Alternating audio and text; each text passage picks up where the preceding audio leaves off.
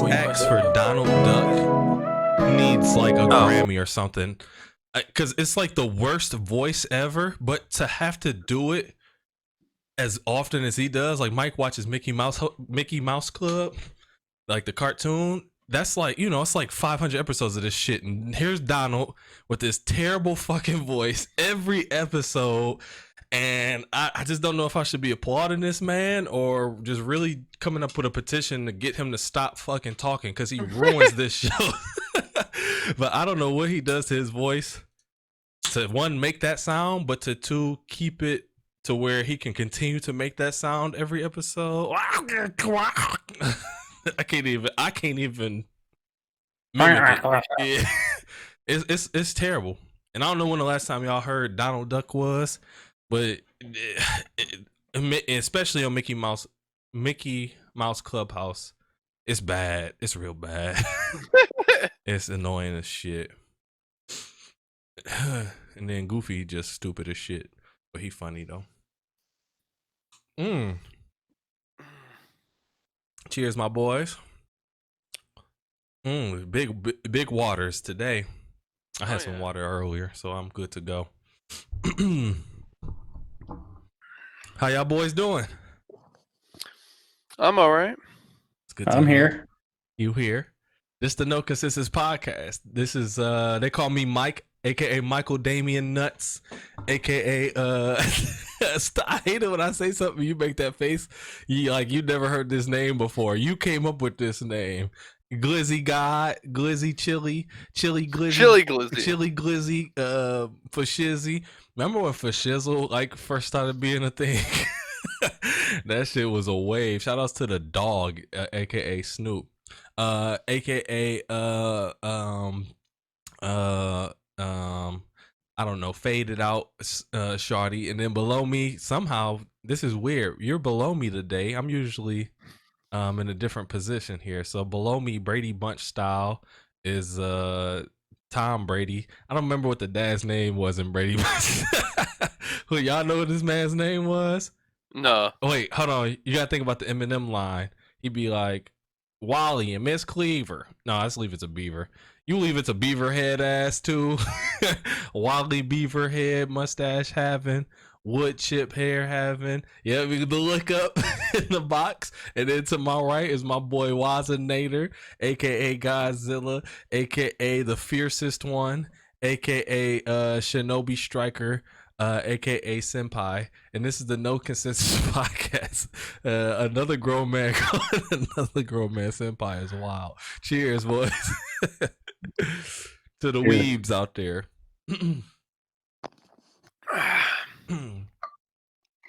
Woo! How you losers been?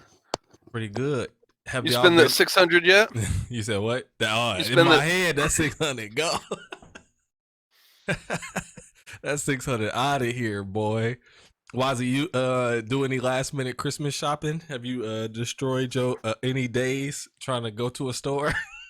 No, I ordered a PewDiePie G Fuel container for my brother to get him some real gamer drink stuff, PewDiePie edition. That's hilarious. I didn't know. That's how you use your platform. When you get big, just have stupid ass merch like that. Like the PewDiePie drink. You drinking that? Like Alex Jones male vitality pills? Yeah. That's terrible. How much did that run you by, and where'd you get it from, Wise? Amazon. It was like a $30 container for like 30 servings. It's more of a joke gift, like because I'm basically throwing money at him for the whole video card shit going on right now. And my parents, it's both big orders that I have to wait for anyways. So are they gonna be here for Christmas? Nah. When you say servings, is it powder? Yeah. Oh, okay. That's hilarious. This dude's gonna be mixing up some drink before he get it on the game and some Kool-Aid.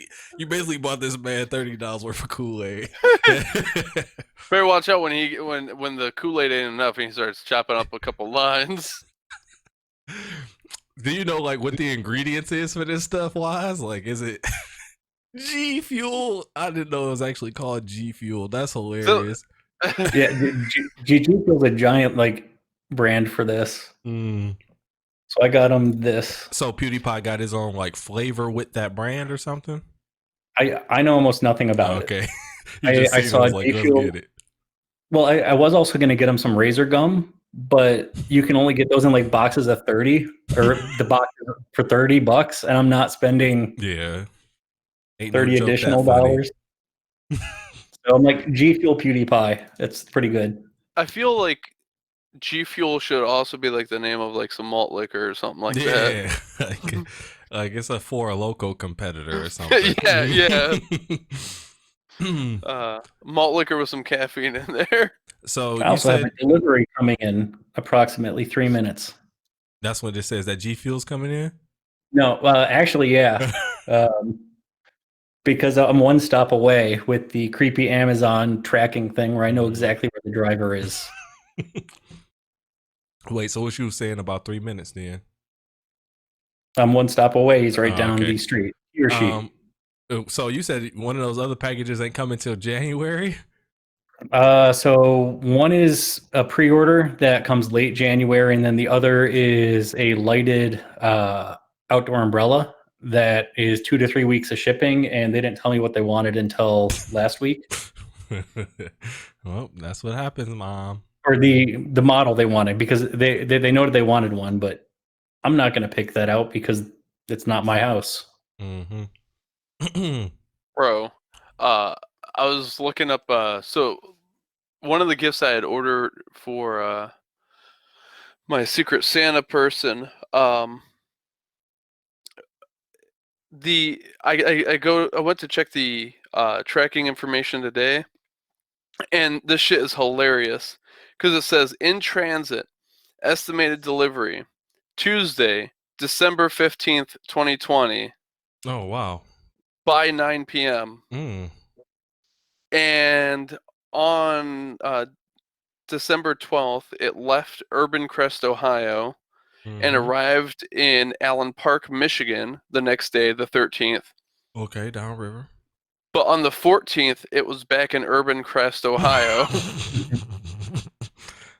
I guess it didn't like Allen Park that much. And I don't know if you guys have been following, but apparently, like the Allen Park place is just jam packed, like wall to wall boxes, and it's a huge bottleneck. Like they're just over capacity; they can't handle it. Shit's running way behind. You said you got it off Amazon? No. Oh, okay. Yeah, nah, that's how it was with there's like an Oak Park FedEx over here that was getting a lot of shit for a while about fucking people's packages. And it's funny, like once you get put in that box, man, it's hard to get out of it because the joke's just gonna come. Oh yeah, well, but like I also feel like it's really funny because we've been defunding the USPS, and then Trump went ahead and has been further defunding it, and that was part of his whole like war against mail-in voting, and like they've been downsizing, removing sorting machines and stuff like that, and then you have a pandemic happen where everyone's ordering everything online, Right. and nobody's wanting to go out. And then you have Christmas coming up, and it's like, well, how am I supposed to get gifts? Well, and so many people. Damn. Yeah. That's what it That looked was like in apparently there. Atlanta. I think this one was either Atlanta or somebody else, but you lucky they sent your shit back, Jake. If you had the choice to either get in there or they just send it back and then the other place just reroute it, I think they chose right. Look at that shit there, bro. Look at that shit there. This motherfucker's going into work so stressed. I think I know what it looked like when I left. You know what I see when I see this? I see when I play a video game and I log on and my quest log is just like 20 quests deep. And I just immediately get this anxiety of, oh, this is too much. And I just turn it off and watch American Dad. Like, I can't take that type of shit, bro. That's hilarious. Well, so what's your new arrival date, then, Jake? No, that's the funny thing. Like, they don't have a new arrival date. It's just still saying, it should be there like, 10 days ago. It will be there the 15th, bro. That's funny. You may want to email them. I had to email them once for like a package that got stuck for about 2 weeks, just kind of sitting at one of their distro centers. I was thinking about it, but I'm like, I don't know, maybe like it's in God's hands now, you know. Well, your Secret Santa person ain't getting shit for Christmas then, so I hope they know that. I hope they wasn't relying on that one gift to make or break their Christmas. Yeah, I mean, if they were, that's sad. That's funny as hell. You get all your shopping done, Mike? Yeah, I still got a couple things that's supposed to be getting here, but everything that was important is here. I just gotta wrap the shit. And I just don't feel like rapping shit. I hear that you're a horrible rapper. Yeah, so. terrible. Just this straight garbage. And we also use like cheap ass dollar store wrapping paper too. So it rips real easy when you're trying to put it on there. It's not a pretty sight when I get to wrapping gifts. So some of these is gonna just stay unwrapped this year. Just open up this Amazon box. Like, getting this tape off of here gonna be hard enough. You know, Julia, she really likes the gift bags, and gift bags go hard. I didn't think of that. No, you know, obviously, like there's a little bit of a price tag to them, but you just keep those hoes and reuse them. 100%. When we had the white elephant at work, the guys were gonna go ahead and throw out like 3 gift bags. I was like, no. My wife will use these. So I took them home, and she was. Yep. It's hilarious when you do shit like that and how happy they be. Like, yeah, baby, you know I'm thinking about you. Some free gift bags. That's hilarious. But I didn't even think of that. Also, I got Shalonda a Christmas gift that's not safe for work. So I'm going to have to remember to not put that under the tree, because if she unwraps that while my parents is okay. I was like, why are her coworkers going to see it? Nah. It'll be a little awkward for a little minute. So I gotta put this one under the bed or something. All right, I'm gonna go grab my delivery so that it doesn't get stolen, because that's been a thing lately. Not if I get it first. Ah! I guess it's safe. Remember, I'm black. I'm fast as hell. I ain't that fast though. Well, I mean, you're still faster than us, so. Yeah, I didn't get super speed as my superpower on the 21st. I was really hoping for invisibility, teleportation, or super reflexes. I don't know what I got yet. You know what? Do you mean? Huh? Well, because they haven't manifested themselves yet, I'm not gonna say that I don't have my powers yet. I just watched Deadpool, and they had to put them through intense what's the word I'm looking for? Just trauma? Yeah, duress? Trauma and duress in order to unlock their mutant genes. So do you want Wazzy and I to like waterboard? I think I might want y'all to just we could waterboard you. Yeah, waterboard me, beat my ass a little bit. And let's see what happens. You know, hopefully I get my powers before I come. I got an ass whooping for you, actually. You're on that one, Jake. Man, that was good delivery on a very dark. You ever pat yourself on the back for a quip? Also, I like the word quip. Wait, you said you got something, Jake? You pulling something up? Yeah, I'm looking it up right now, so right. I'll keep it rolling. For sure. Hey, Waz, bro. What's can you break down what you was talking about that they snuck in that stimulus bill about the like rights and shit? DMCA. Yeah.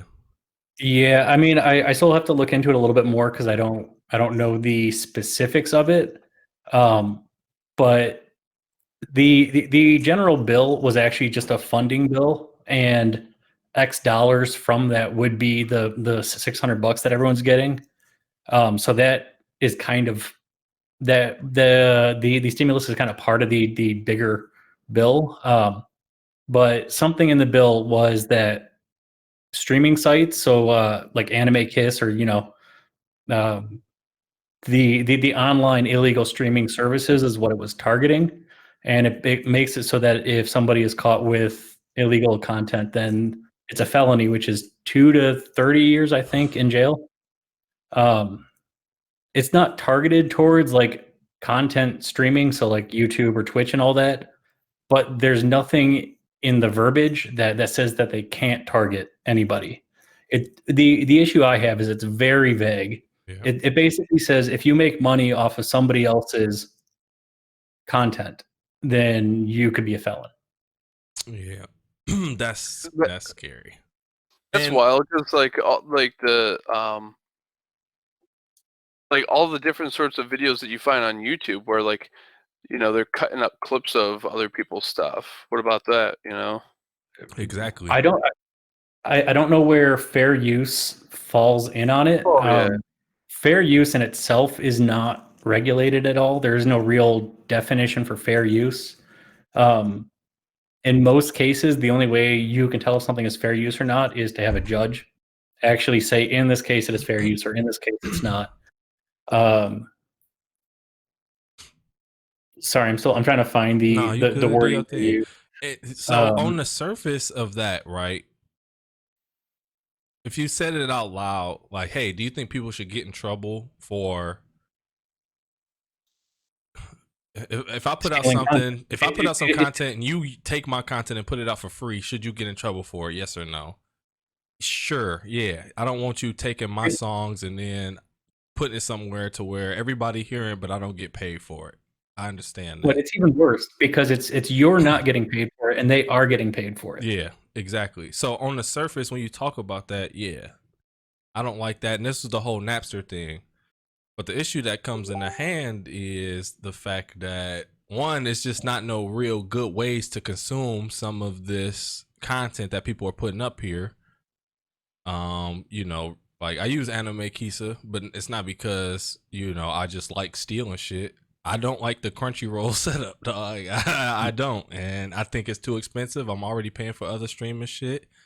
So I'll do that. Now y'all, so I don't know if y'all can come up with some sort of streaming, I don't know. I just feel like there's better practices. Yeah, I watch like Undisputed, like ESPN stuff, like on YouTube sites, because they'll do that too, right? Put up a live stream of like ESPN shows on YouTube.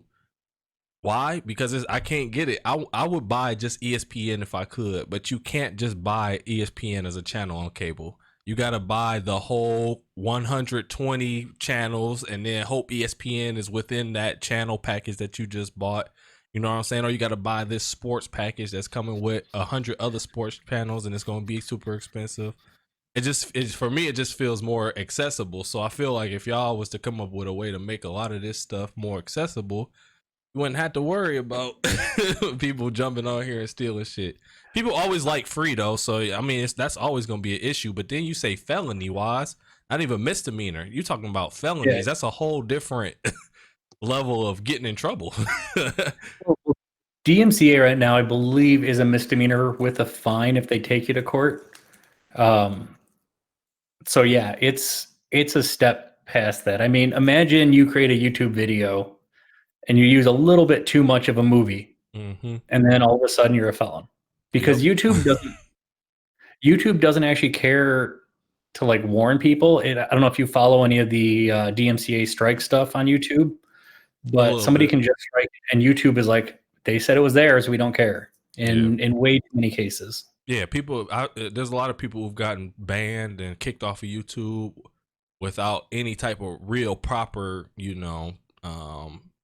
warnings and or explanation for why they got kicked off. And then after you get kicked off, it's damn near impossible for people to get their shit back, like channels and content. I could just be like a once that door closed, good luck getting that motherfucker back open, dog. So yeah, I'll be following that shit. Yeah. What was you about to say, Jake? Because you kind of made a face while I was talking. Because I'm just trying to flesh this shit out of my mind as I talk about it. I haven't even thought about it. So I had sent that one meme this morning about the DMCA. No, but I said that little clip because of what you had said. Want me to play it? Yeah. Yeah. I have no idea if you'll hear audio. So is it supposed to be in the middle? Yeah. Now the gang finds out that there's an undercover cop amongst them, so naturally they give him the most epic beatdown ever captured. I hear it. I don't see it though. Yeah, pull that boy up. I'm an idiot. And yeah, here's that judge and that nudge for you. Oh, this is today's judge that nudge. Yeah. That's a good enough spot. Yeah. All right, are you ready? Yeah. Out that there's an undercover cop amongst them, so naturally they give him the most epic beatdown ever captured on film.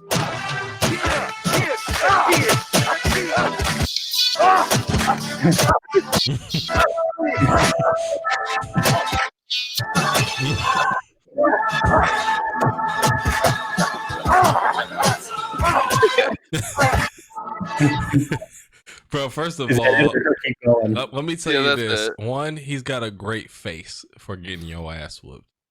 The issue is that he's throwing his head back at times where they're not even throwing punches. So you can tell how fake it is, buddy. You can time your head whiplash to the punch. Yeah, but you just got three people swinging. So like, are you gonna time it to this guy? But he's not coordinating and stuff. And then you got people where the camera angle is. Focus on those two dudes hitting you from the front where the camera is. That dude in the back, he just got to get it where he live. His responsibility is to time your head going forward with his punches. Your responsibility is timing your head going backward from their punches. Y'all got to get in there. Y'all got to work on that, man. That's amateur stuff, man. Amateur. I love the guy behind him, and like look at his face right now. His target choice is just amazing. Like at one point, he's like punching his like his. Hold on, did they draw a gun in his hand? Who is this dude? Which dude? Because he just shows up once. Which one? Oh, never mind. He's right up here in the corner. I don't know if you're moving the video at all, Wise, but we can't see it. It's still at the same spot it was at. Whoops. Okay, I went way too far. Ooh, was it playing fine last time? Huh? Yeah, it was playing. Bro, that shit says 6 seconds, 4 seconds, 3 seconds. But that's another part of this. That is pretty accurate. Motherfuckers be thinking fights is, don't understand how long. When a boxer be fighting these 3-minute rounds, that's a long time. Most fights last 10 seconds. If that, bro. Them 6 seconds, that shit feel like a lifetime, bro, when you throwing them bitches. Oh, especially when you're taking them. Yeah, if you getting your look at this face. Wait, go back to that. He just like popped up out of nowhere. Yeah, that's the UPS man. That's as soon as Jake sent his email about where's my package, that's the dude who comes and beats his ass. What I was saying is that was him here. I didn't see that it was. Back a little bit further. So Mike, all of this is going on your account, right? Yep. Okay. Yep. Yeah, go ahead and hit this real quick. This is hilarious.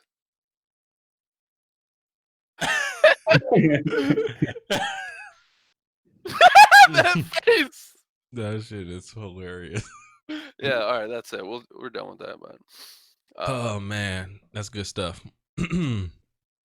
Yeah, man. When you're taking shots, time doesn't slow down. It stands still. That shit stands fucking still.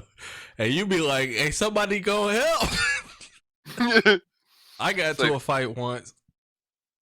That's the only fight I lost. It got to a point where I'm like, well, before we started, the reason why I even started, what you say was? So you lost every fight? No. I've only been in one fight and I lost it. No. I said I remember this one fight. It's the only fight I lost. I'm 4-1 in these streets. Only reason I started fighting because I saw the gym teacher behind me, and I was like, all right, if this get out of hand, he gonna be able to step in and help out. So if something happened, I was like, we was hooping because we would hoop like early mornings. I don't know if y'all school did it. Actually, y'all was out of school by the end.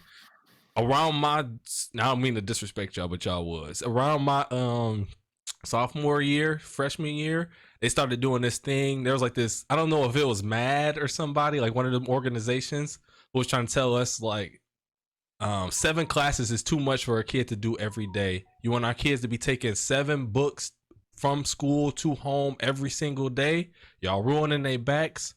Y'all, they can't properly study right. So, and I was happy as hell they did this. So they ended up switching it to where you, when I, first you was taking all 7 of your classes a day. Then they switched it to this weird like thing where you would do even classes one day. Had that. I went. Classes. Oh, they did have that when you was there? All right. So, yeah, so at one point, since there was more odd classes, 1, 3, 5, 7, on the even days, they would do like a free hour, right? So you would have a free hour at the beginning of the day, then you would do 2, 4, 6. And then that was the end of your day. So in your free hour, you could go study, go to the library. But what we was hooping. Fuck what you talking about. So we start off our day hooping, which is a terrible idea, guys. Like, you're going to start off the day just stanking and sweating. And then now you got to go the rest of the school day just smelling like that. That's crazy. I don't know what the fuck we was thinking.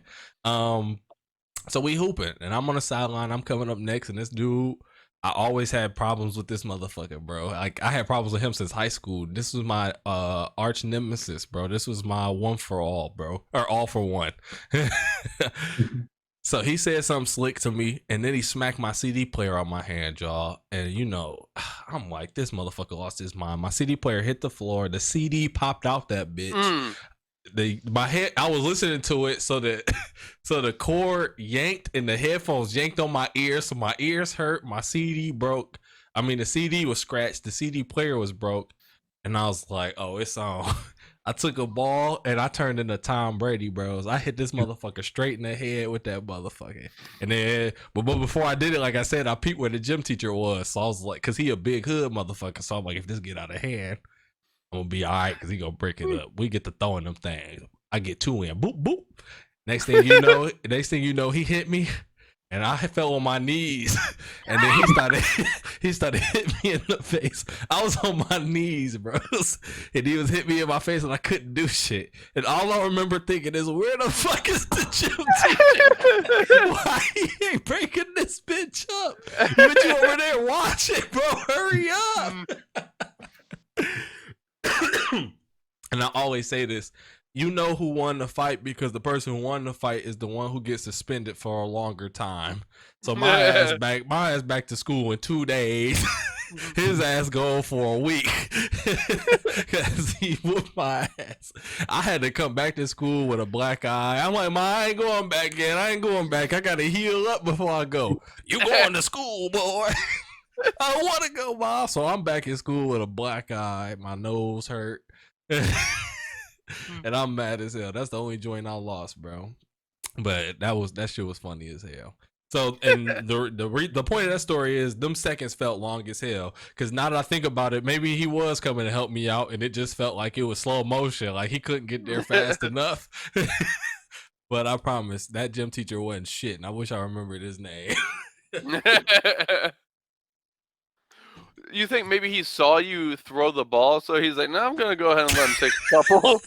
He started it. He should know better. He's like, it's Mike. Mike has a mouth. He might have deserved it. Nah, I never. I ain't really had no mouth. I only have a mouth for people I know. I only talk to y'all and like my friends. But if I'm like, especially at Losser and shit, I had just moved out to the suburbs. I ain't had no friends. I was quiet as hell. So it was only me and like 2 other boys that I was cool with. Some low boys. Yeah, we was little boys, but damn, Michael Jackson saying 2 little boys he was cool with is not. It's not. It's not good. I had Julia watch Office Space with me a couple weeks ago. And every time, like the whole Michael Bolton thing, every single time I thought about you and Michael Jackson. Yeah. Like, so what's your favorite Michael Bolton song? I don't know, all of them. Yeah, I know you just can't pick one. Yeah, I felt. Yeah, that's funny you say that because you don't understand how much I feel that scene and that character. I feel that dude so much, even to the point where he's bumping the hard rap music in the beginning and lock his doors when that black guy walk by. I feel that to my heart. I feel that shit, bro. You be in the wrong. He wasn't even in the wrong neighborhood, so his shit was racist as hell. But under the right circumstances, I understand. I understand. Yeah, that movie holds up though. What the hell just happened to you? He pulled a JJ. Oh no. He got drink in his eye instead of spicy. We can only have one shawarma king. No, that brew just jumped all up in my shit. That's one thing you get to look forward to, Wazzy. Putting your girl on shit that she was supposed to have been on like 30 years ago and shit. Like, you never seen this? You don't know about this? And at first you be like, all right, you be upset about it. But then it's like, I get to watch somebody experience something for the first time, especially stuff that's really good. Because you also gonna try to put her on some bullshit. Like, come watch. I got to think about something. I don't know what we just watched earlier. But then you got to explain, like, well, listen, at the time when it came out, it was... You got to remember. It was a different time. You got to remember when this came. Okay, if Tropics of Thunder randomly plays, yeah, like, listen, it was funny at the time, but yeah, like you gotta, like, we watch Spawn or something. Like, you gotta remember the time. This was like top of the line CG. Like, you can't think of Marvel Avengers. That's just like, so that's always a good time. Who was in Spawn? Because all I can remember is John J. White. Okay. Michael J. White, and there's actually a lot of people in that movie. I had to look at the cast again. Yeah, there's like a good that cast was actually pretty good. They just fucked up the ending and that whole clown shit that they try to throw in there too. Has there been any word on their remake of it? Because they were gonna remake Spawn. Yeah, Todd Howard been going around like last year he was on like 5 podcasts that I seen talking about the idea and the concept that he had for it, really trying to like muster up some support because it just felt like, all right, Hollywood not fucking with you, so you trying to get the people, you know how strong the internet is, so you try to get the internet behind you. They make memes and do shit so tough that you finally get somebody to be like, fuck it, let's make this movie. So yeah, I mean, he was going around for a while. I don't think he got no biters though. But this is what makes me wonder, like, why don't you just do this shit? Like, do the Ryan Reynolds route, bro. You get you a small you notice people gonna come out and watch it. You get the right cast, you get you a small production company to back you, and just put the fucking movie out, bro. And then as soon as when it pop, because it will pop, because everybody's still in a superhero mode, especially if you do Spawn right, that could be a great movie. And then the next Spawn 2, you got what you was looking for. Well, not to mention, like, with Spawn, like, sure, it's a comic book superhero, right? But like, it's a totally different vibe. Yep. So because like you could go ahead and say that like superhero movies are a bit played out. People are fatigued and stuff like that, but that's fine because this isn't like that. It's not like that at all. Yep. You can hit them how Dark Knight hit motherfuckers when that first dropped.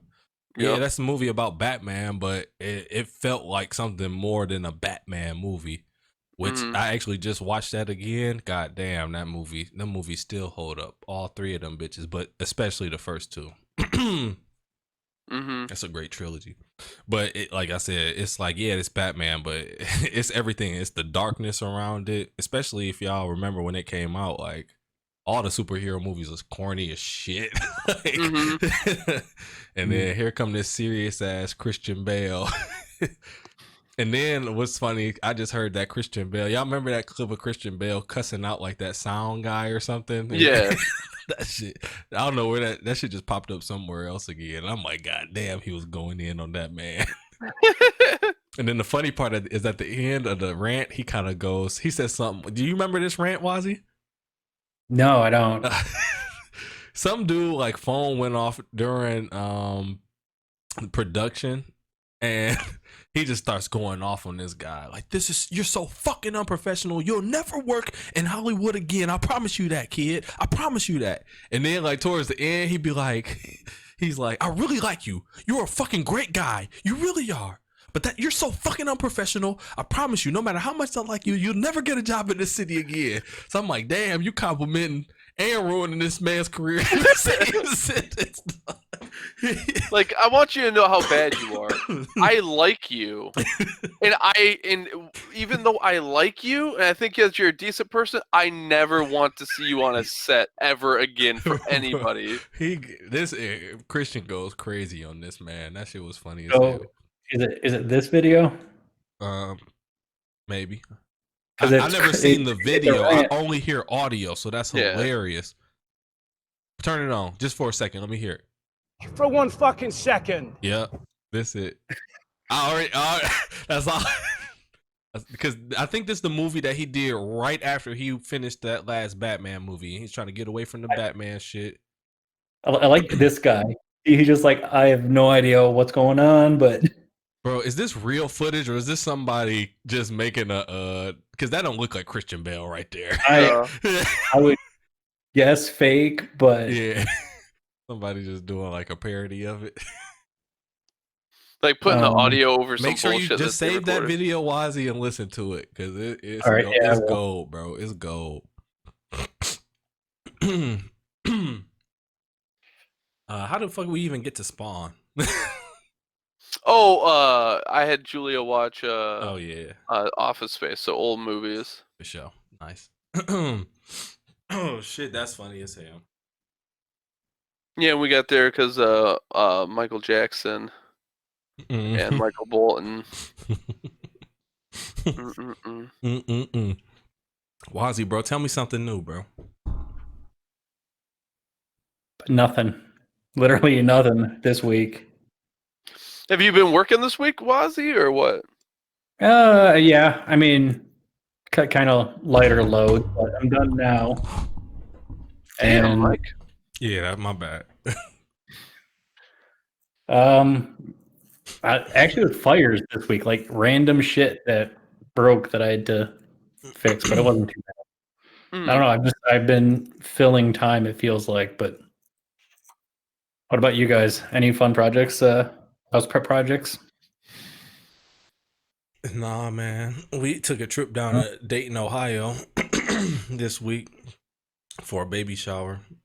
She just wanted to see. It wasn't even really a baby shower. Shonda's cousin's having his first kid, so we just went down to visit him.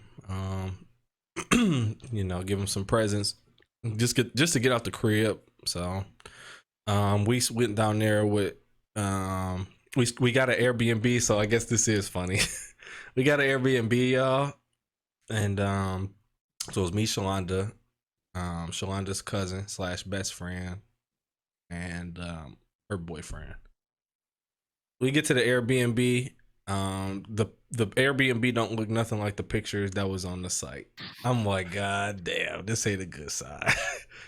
Whoever took those pictures for that Airbnb site, come take my pictures for my like artist portfolio. Like, you can make shit look like gold. Like, you are the GOAT. And I need to find this person. But it's not terrible. It's just not what it looked like, right? It's an older house. The neighborhood ain't popping like we thought it was. Cool. So we get in there. I pull out my Xbox because I know we're going to be there for like 4 days. So I brought my box with me so I can play the game. Can't get on the internet. Wi-Fi not working. Jesus Christ. So now y'all know me. We do this. So I'm like, all right, let's get the troubleshooting. But I'm already mad. I don't want to fucking troubleshoot Airbnb Wi-Fi after I just drove 3.5 hours to come out here. So first off, we turning off the router, turning it on, not working. All right, cool. Flushing DNS, changing up IP shit, bro. Like, cause they ain't changed their router information, so I'm admin all up in their motherfucking shit. 192.168.1.1 dog, and then we all up in there. So I'm changing all the settings. After I do my shit for like 20 minutes, I'm like, this is on AT&T side. Y'all, the Airbnb person got to call AT&T. So we tell her she got to call AT&T. What she tell us? She said, why don't y'all just call AT&T? What? Bitch, this is your crib. What the fuck you mean? I can't just call AT&T. You need like account information and all type of stuff, bro. Call her. All right, cool. She called them. AT&T say they gonna send somebody out in 2 days. So we gotta be in that bitch for 2 days with no internet. All right, cool. We start watching TV. Boom. Half the power in the house go out. What? Half the power. And before that, y'all, all the bedrooms is upstairs. So I go upstairs, put my clothes in there. I'm like, damn, it's cold as fuck in there. Whole upstairs, the heat don't work upstairs, y'all. Then at least heat rises, so it didn't, Jake. That's what I'm saying. they got that I've heavy always heat. taught that heat rises, bro. For some reason, it's cold as shit. It felt like outside upstairs. I opened up one of the closets. You can see into the attic. They must have that heavy heat. Yeah, that heat heavy as hell is just stuck on the floor. So it's cold as shit outside. We basically sleeping outside upstairs. Half the lights go off in the house. So Shalonda's cousin, called an Airbnb, like Airbnb themselves, cuss them motherfuckers out. Like, this shit is trash. I can't believe y'all got us here. Because when the lights went out, the half of the house that the lights went out in was like the kitchen too. So like the fridge was out, and we had a bunch of food in that fridge. And like the microwave and shit. So it got hot in that fridge in like 2 hours, y'all. So all our food about to go bad. So she calling them, and Shanique, bro, don't piss women off, dog. She, at the end of her conversation with Airbnb, she got a full refund for the place we were staying in, and they paid for the next place that they sent us to. So they found us a whole new Airbnb, and they paid for it. And we got the fuck up out of there the next day, y'all. But I've been in a lot of Airbnbs, so I guess I was due for a terrible experience, but that was crazy, y'all. So, that was my week. And I didn't leave the Airbnb at all, neither. I just was playing the game. Her cousins came over for the little impromptu baby shower. It was only like 6 of us there. Gave her presents, showed her a good time. And then I just sat there and drank for 3 days in Dayton, Ohio, and came back today. So, Yeah, I haven't been doing too much around here. Just working. And last weekend, I think it was last weekend, I went ahead and brought the bookshelves in, the futon, got that all set up in the office, and brought all the damn books in. So I'm working on getting the bookshelves all organized, but I just don't have any energy to do anything. man, I feel that. It getting dark with everything else on top of it is definitely a new sensation. When you're just like stuck in the house and you can look outside sort of, but you don't even get that like morning drive of sunlight. Yeah, that's interesting. I did that a couple times when we was out there.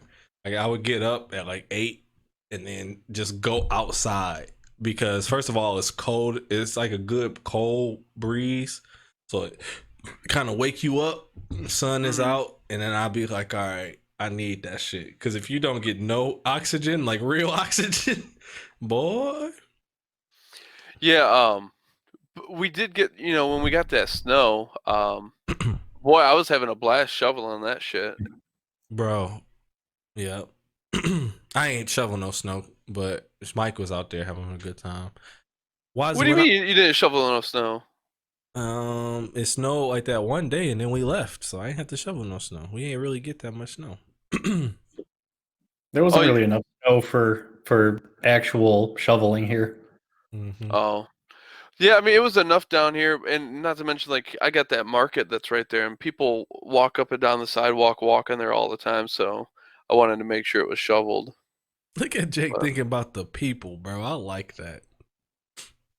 well, I mean, like I've said, like, that's why I moved here. Yeah, I know. And not to mention, like, I remember before this one house I was renting years and years ago. I wouldn't go ahead and be like on top of it when it came to shoveling the snow. Um, and the way that shit packs up, just driving over it. So like I was really wanting to make sure like to go ahead and shovel before we went anywhere, because when that shit just packs up and packs up and packs up, you gotta like take a rod to it and just bust it up. And I was like, I didn't feel like doing that, so I was making sure to do it sooner rather than later. But it was interesting because it was kind of like cutting the grass. I haven't had to do this shit in so long, and then figuring out like the exact geometry of like the driveway and figuring out what's the most effective way of going ahead and shoveling and everything. Um, I started pushing it long ways, and I realized that I got way too much fucking snow, so I can't go ahead and do the whole length in one run. So, yeah. Oh, it was an interesting little puzzle I have to put together. That's the only reason why when I don't like the hard part is getting myself to start doing shoveling the snow. But once I start, I like to think like that. Like this, it's a little puzzle that I'm going. Now, my quick question to both of y'all is: when you're shoveling, because your property line ends, at some point at the end of your driveway. So when you on that end of your driveway while you shoveling, what y'all doing with y'all snow? Is it okay to just throw it on your neighbor's lawn and grass, or what y'all doing? So me, like, there's that. I don't know I don't know exactly where the line is, because like there's like those trees in between me and the neighbor's house. Oh yeah, Where you do got a different setup. Yep. Yeah, so I'm kind of like, I mean, it's either mine or theirs, but either way, it don't matter. So I'm throwing it over there. I just throw that snow on my lawn. I always go down the middle, so I go left, right, left, right. So I go. I don't know how to describe it. It's like a down, left, and then I just go. It's weird. Anyways, Yeah, hold on. So What you mean? I need you to explain it, because I need to see what you're talking about. Like when you shoveling your driveway, because I think yours should set up kind of like how mine's is, right, Waz? Where your driveway is here, and then your grass is on one side, and then your neighbor's grass is on the other side, right? Because what you just explained to me sounded like you make Z's in your while you shoveling stuff. I mean, my yard goes past my driveway. Oh, it does? Mm-hmm. Okay. See, mine doesn't. At the end of all the way on the right side, that's it's my driveway, and then right at the end of my driveway, not the end of my driveway, but it's my neighbor's grass. So I would have to pick the snow up and then walk it over to my grass and throw it, or I could just flip that motherfucker. See what I was doing. The first part of my driveway, when you're first pulling in off the road, it's the driveway is like narrow, and then once it hits the house, it widens up to like a more than 2-car wide driveway. That's not your driveway, Wazzy. No. Okay, you just give an example. Go ahead. Yeah. So for that, go ahead, Jake. Yeah. So for the more narrow part, what I ended up doing was actually just like I would push it not long ways, but like width ways. So that short run, I would go ahead and dump it in my yard, and then I would just turn around and do it the other way towards those trees. And I was just going back and forth. Yep. And that's what I'm saying. But when you're going back towards the trees, you good, because you like, these is just trees here, and it's either my side or it's their side. When I'm going back towards the trees, metaphorically, that's their side. I know it's their side. So what the fuck I'm gonna do with this snow when I get to the end? And Right. I Well, just I put mean, it you on the could lawn just because they're not doing shit with it. But I don't know if people feel like, look at this bastard putting his driveway snow on my grass. Like, I don't know how people feel about that To be shit. fair, Mike, you have people criticizing others when they get trash cans. So Yeah, true that. if that's True pretty that. petty to criticize. But I mean, you could go ahead and also push it all just one direction Like finish towards the your. line and then walk back toward the end and push it. Yeah, Mhm. it's inefficient, Mhm. but That's my whole it's thing about it. I be wanting to be efficient as possible, but if I don't know, no, I don't know if nobody gets pissed off about shit like that. So I wouldn't put the snow on the grass, bro. I need more snow on my grass so I can power bomb my son into that shit. But I don't know if people are like, look at this motherfucker putting his driveway snow on my lawn. Wazi, this is left field, but I was thinking about this on my drive back up here, and just it's kind of like what you were saying, bro. Like these times, it's getting dark early, quarantined. I feel like I've been doing the same shit in this same fucking slump for like 2 months now. So and I haven't even really thought about the question. So let me formulate it while I'm talking to you. And I'm asking you because you actually sit down with somebody weekly and talk about like mental shit, right? So during y'all conversations, and Jake, you can chime in too because you have done this as well. Have you found out like how should I put this? you coming out, Mike? No. Can you hear me? Yeah. Okay, yeah. No, I wasn't cutting. I said how should I put this? No, he said coming out. Oh, okay, coming out. No. Have you guys ever just been sitting down there? Cutting out. No, I'm not. Guys, Damn, so it's have a you ever wild just time to sat and come thought out, about ain't it? things? That motherfucker just had his first son, wife. That's crazy what they do to stay in.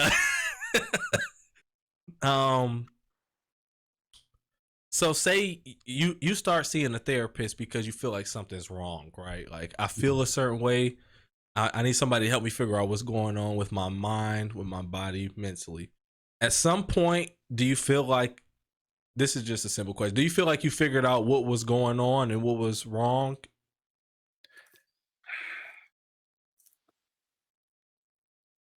Yes and no. It's hard to explain. Sorry, it's because it's not a single thing. It's not like an incident happened that made my brain all fucked up. It was the culmination of everything. So I mean, I can figure out what causes it by patterns that I had growing up and stuff. Um, but that doesn't. I always want the answer, so it's terrible for me in therapy because I want to know why. But the point of it isn't to find out why things happen; it's to talk about the feelings that cause those things to happen. Mm-hmm. Um, so, in short, yes, you usually find out what reason you're going to a therapist for. Knowing that reason isn't the answer. Knowing that reason is a very small portion of the solution. So that's the next part. I was wondering like how what is that part in you where you say, all right, maybe it's something like I know I overreact to things. God damn, hold on, let me sit up real quick. I mean, using myself as an example, and I had mentioned this a couple weeks ago, but I don't form connections with people, right? Yeah. Like I don't really know how to word it, but like I don't feel a connection with somebody. I know logically it's there. Like my brain knows, but I don't feel anything. Right. So for me, finding out why I can't connect to people and what defensive shit that I have going on that prevents that is that part of that therapy. Yeah, and see that's the key point there because I was just sitting here wondering about like how can I know what's wrong but still not be able to do shit about it sometimes. You know what I'm saying? Like what is it about all right, motherfucker, you know what the problem is. You know, like you doing this and you doing that because of this, but why can't I stop doing that? If that makes sense. I don't know if that really makes No, sense. it actually does. And that was one of the main reasons that I went in, is that I'm like, you know, overall, if you look at my life, it's not bad. Like, objectively speaking, I'm in a good place. But why do I feel like I don't care, type of thing? Like, Mm-hmm. why do I feel like I am lower than literally everybody else on any totem pole? So I don't know if that answers it a little bit. It does, but my part is, as you've been talking, have you figured out why? And have you figured out any like like things that you can do to help alleviate those thoughts? No, not really. And I criticize my therapist for that. And part of that is actually saying that to him. Like, a lot of therapy is reparenting, essentially. So it's trying to get habits going that your parents would have set, type of thing. So like when you yell at a parent and then they tell you yelling at people is bad, type of thing. But when your parents are yellers and then you yell back and that is like communication, shit gets all fucked up. Right. So, uh, so a lot of that is like just relearning habits. And I've said many times, I wish there was like an Advil I could take just to make the emotional shit go away for a little bit. Like, because it's kind of like an emotional migraine. It's always with you. Right. You don't really get that respite that like a Tylenol would give a headache or a body pain. Mm-hmm. Which I think is why drugs are so commonly linked to mental disorders, is because, or disorders is wrong, but anyways, because that little bit of relief is like is like giving somebody who has a migraine some Tylenol. Mm-hmm.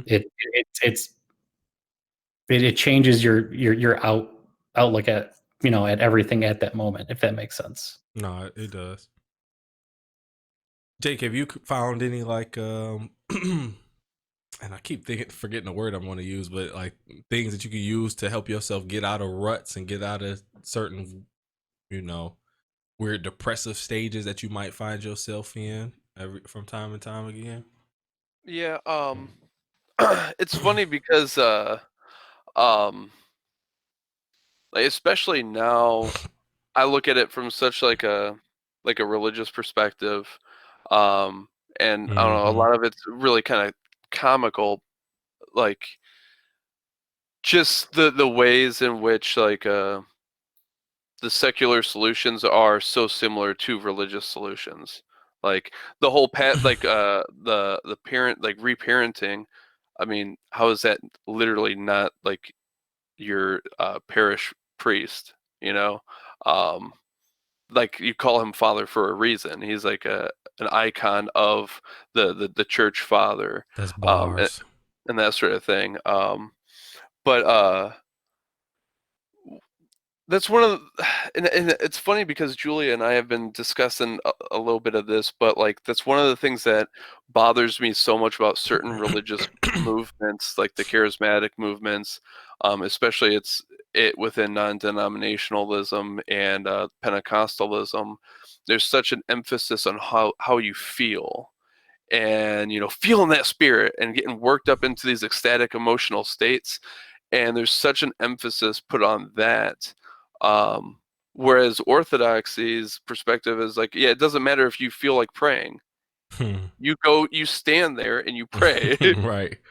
You know, and that's one of our criticisms of, you know, like that, just I can't remember the word for it, but like that praying just off the top of your head whatever you feel like praying, because that's great and there's nothing wrong with that, but you may be cheating yourself out and lying to yourself out, about what you What you actually we need. want and need. Yep. I Right. got you. So I mean, so like to go ahead and just meditate, that's great, but like you may need to be meditating for 10 minutes, and you might be like, well, I only feel like meditating for 2 minutes today.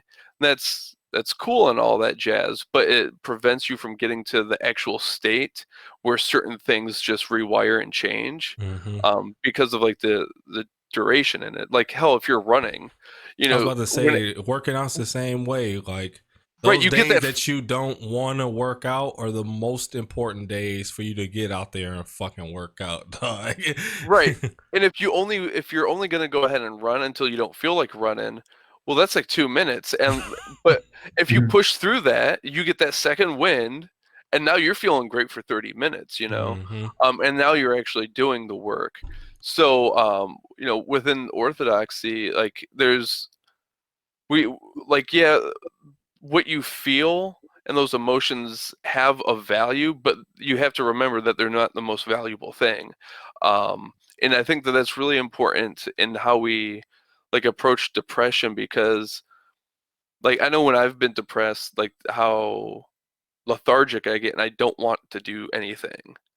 But guess what? That reinforces that shitty feeling I have. Right. So with enough training, and I mean, I'm not trying to make light of it, but like it literally doesn't matter. Said than done, right? Yeah, but it literally does not matter if I feel like doing anything. Those dishes need to be done. That floor needs to be swept. That trash needs to be taken out. And through doing those things, it does help a little bit to get you like it's a lot of the like emotional inertia, I think.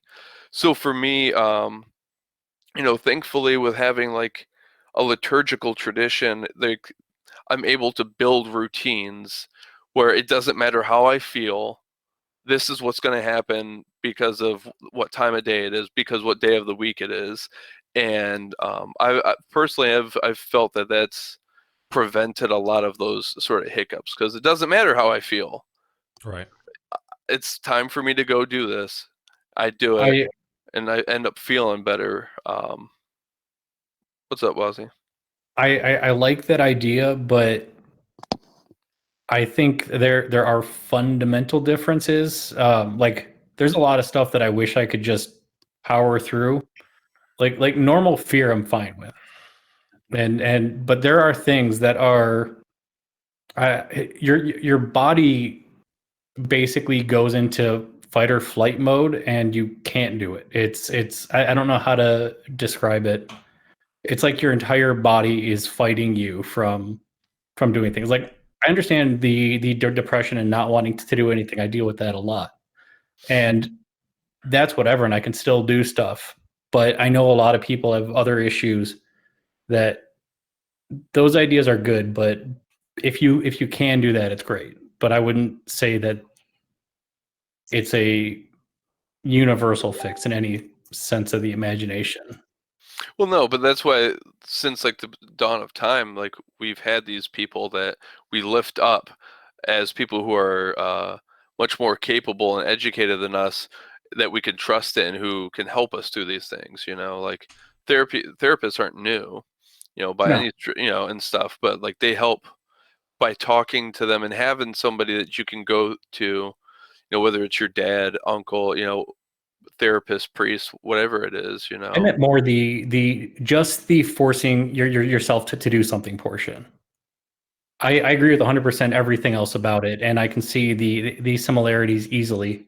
In fact, I was thinking about, or during one of my meditations last week, I was figuring out. So you know how they say there's the three parts of the brain, or the id, super id, and ego. There's always been three parts of the body, and in my own, is the dick part of that?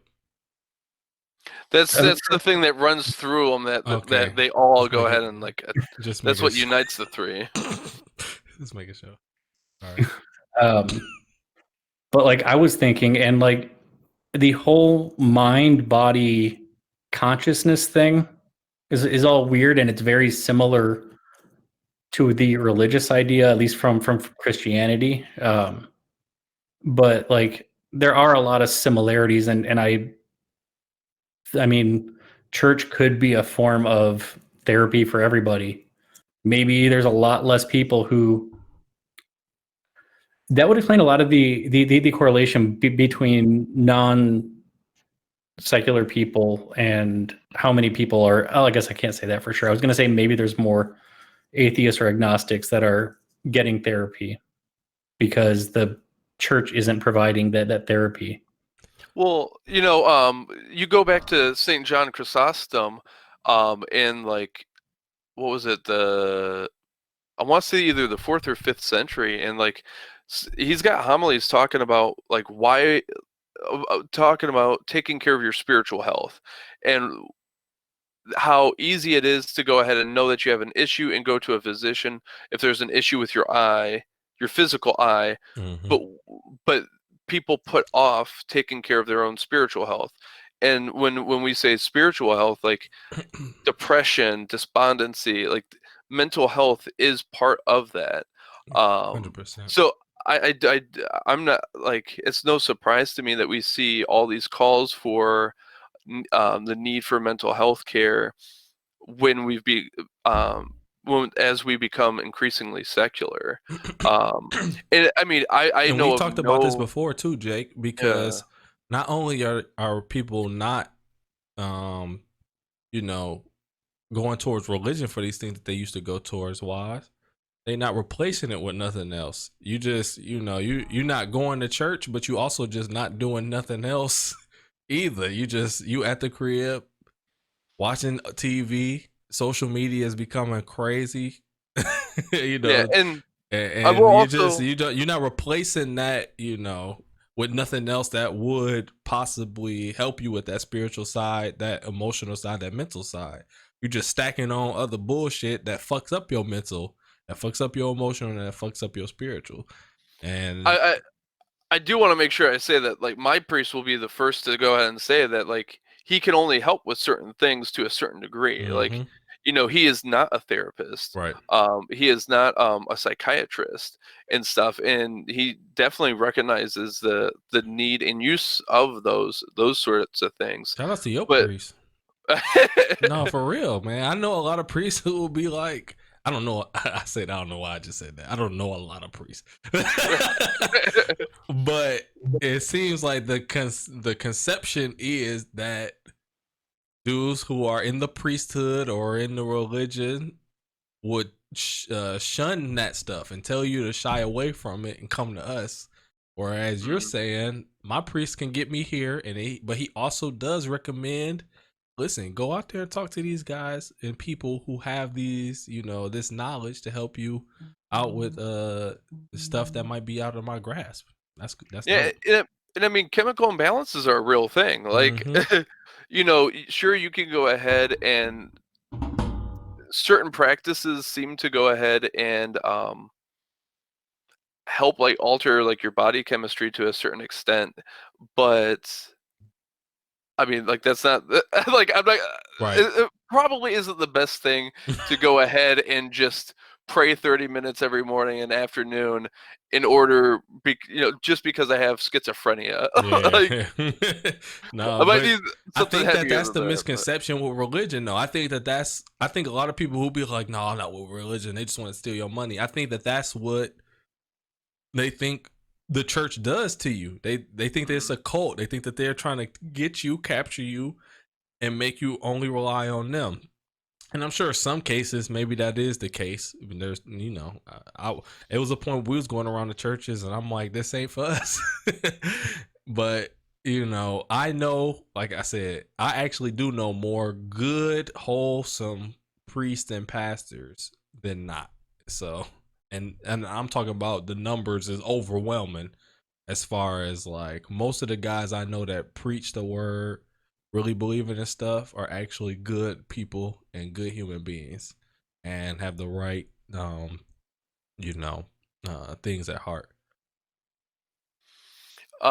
yeah, but going back to your like fight or flight thing, Wazzy, I mean, it's kind of difficult for me to respond to without, because like I'm struggling with having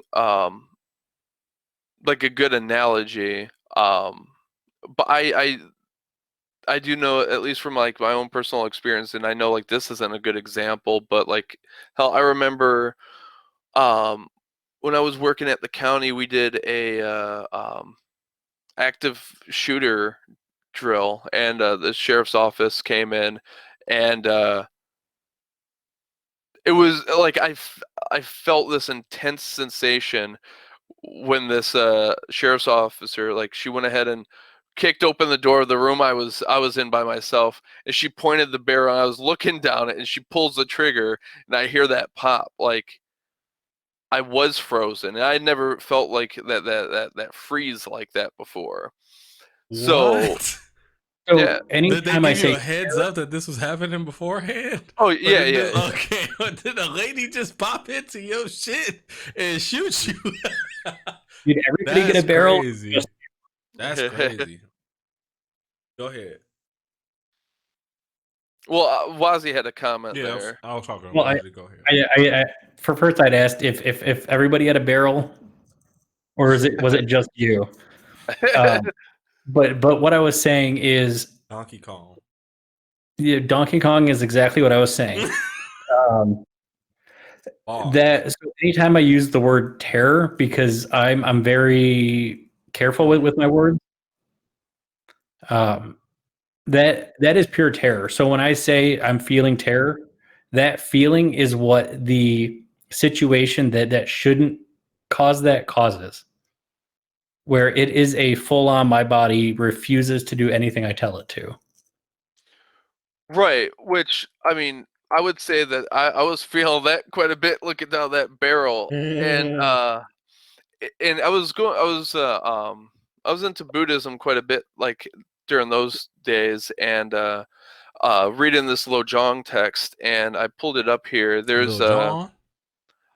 yeah, Little Jong, Lojong, Lojong, and it's a compilation of slogans, and slogan 17, it says, practice the five strengths, the condensed heart instructions. The five strengths are actually, no, that wasn't it. Slogan 18, the Mahayana instruction for ejection of consciousness at death is the five strengths.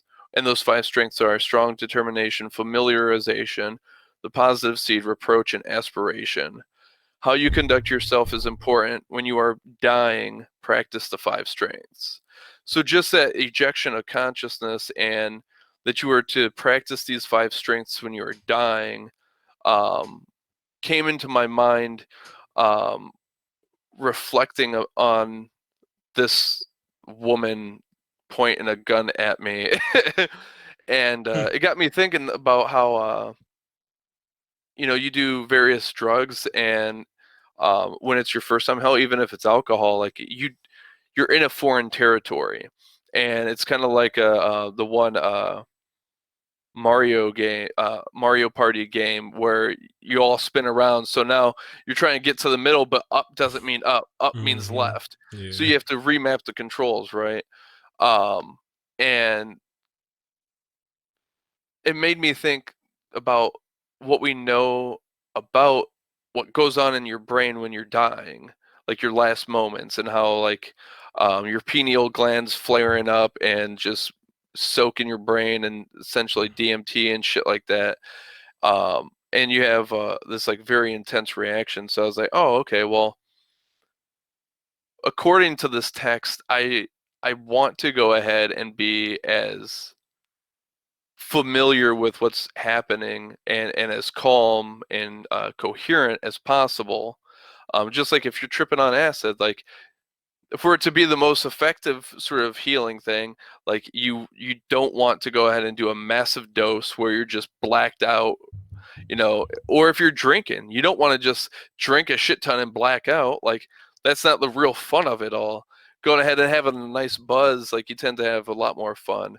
So I was like, all right, well, if all of this intense shit is going to be happening on my brain when I die, let me jump out of an airplane again.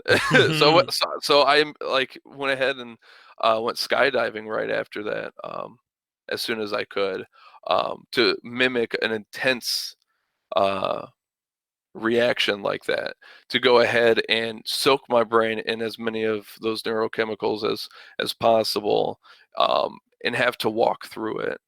Which, I mean, it's just exposure therapy, right?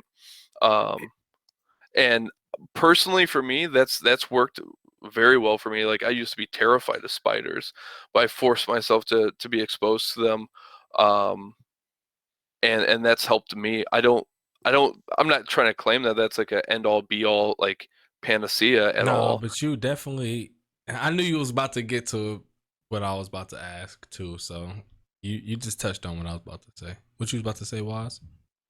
It's interesting you brought up that the whole death portion, because in my case, and probably in most people's terror cases, as a child, the way it's been described to me is that a lot of my issues are because as a child I basically thought I was going to die because I didn't have people around me to give me attention and stuff.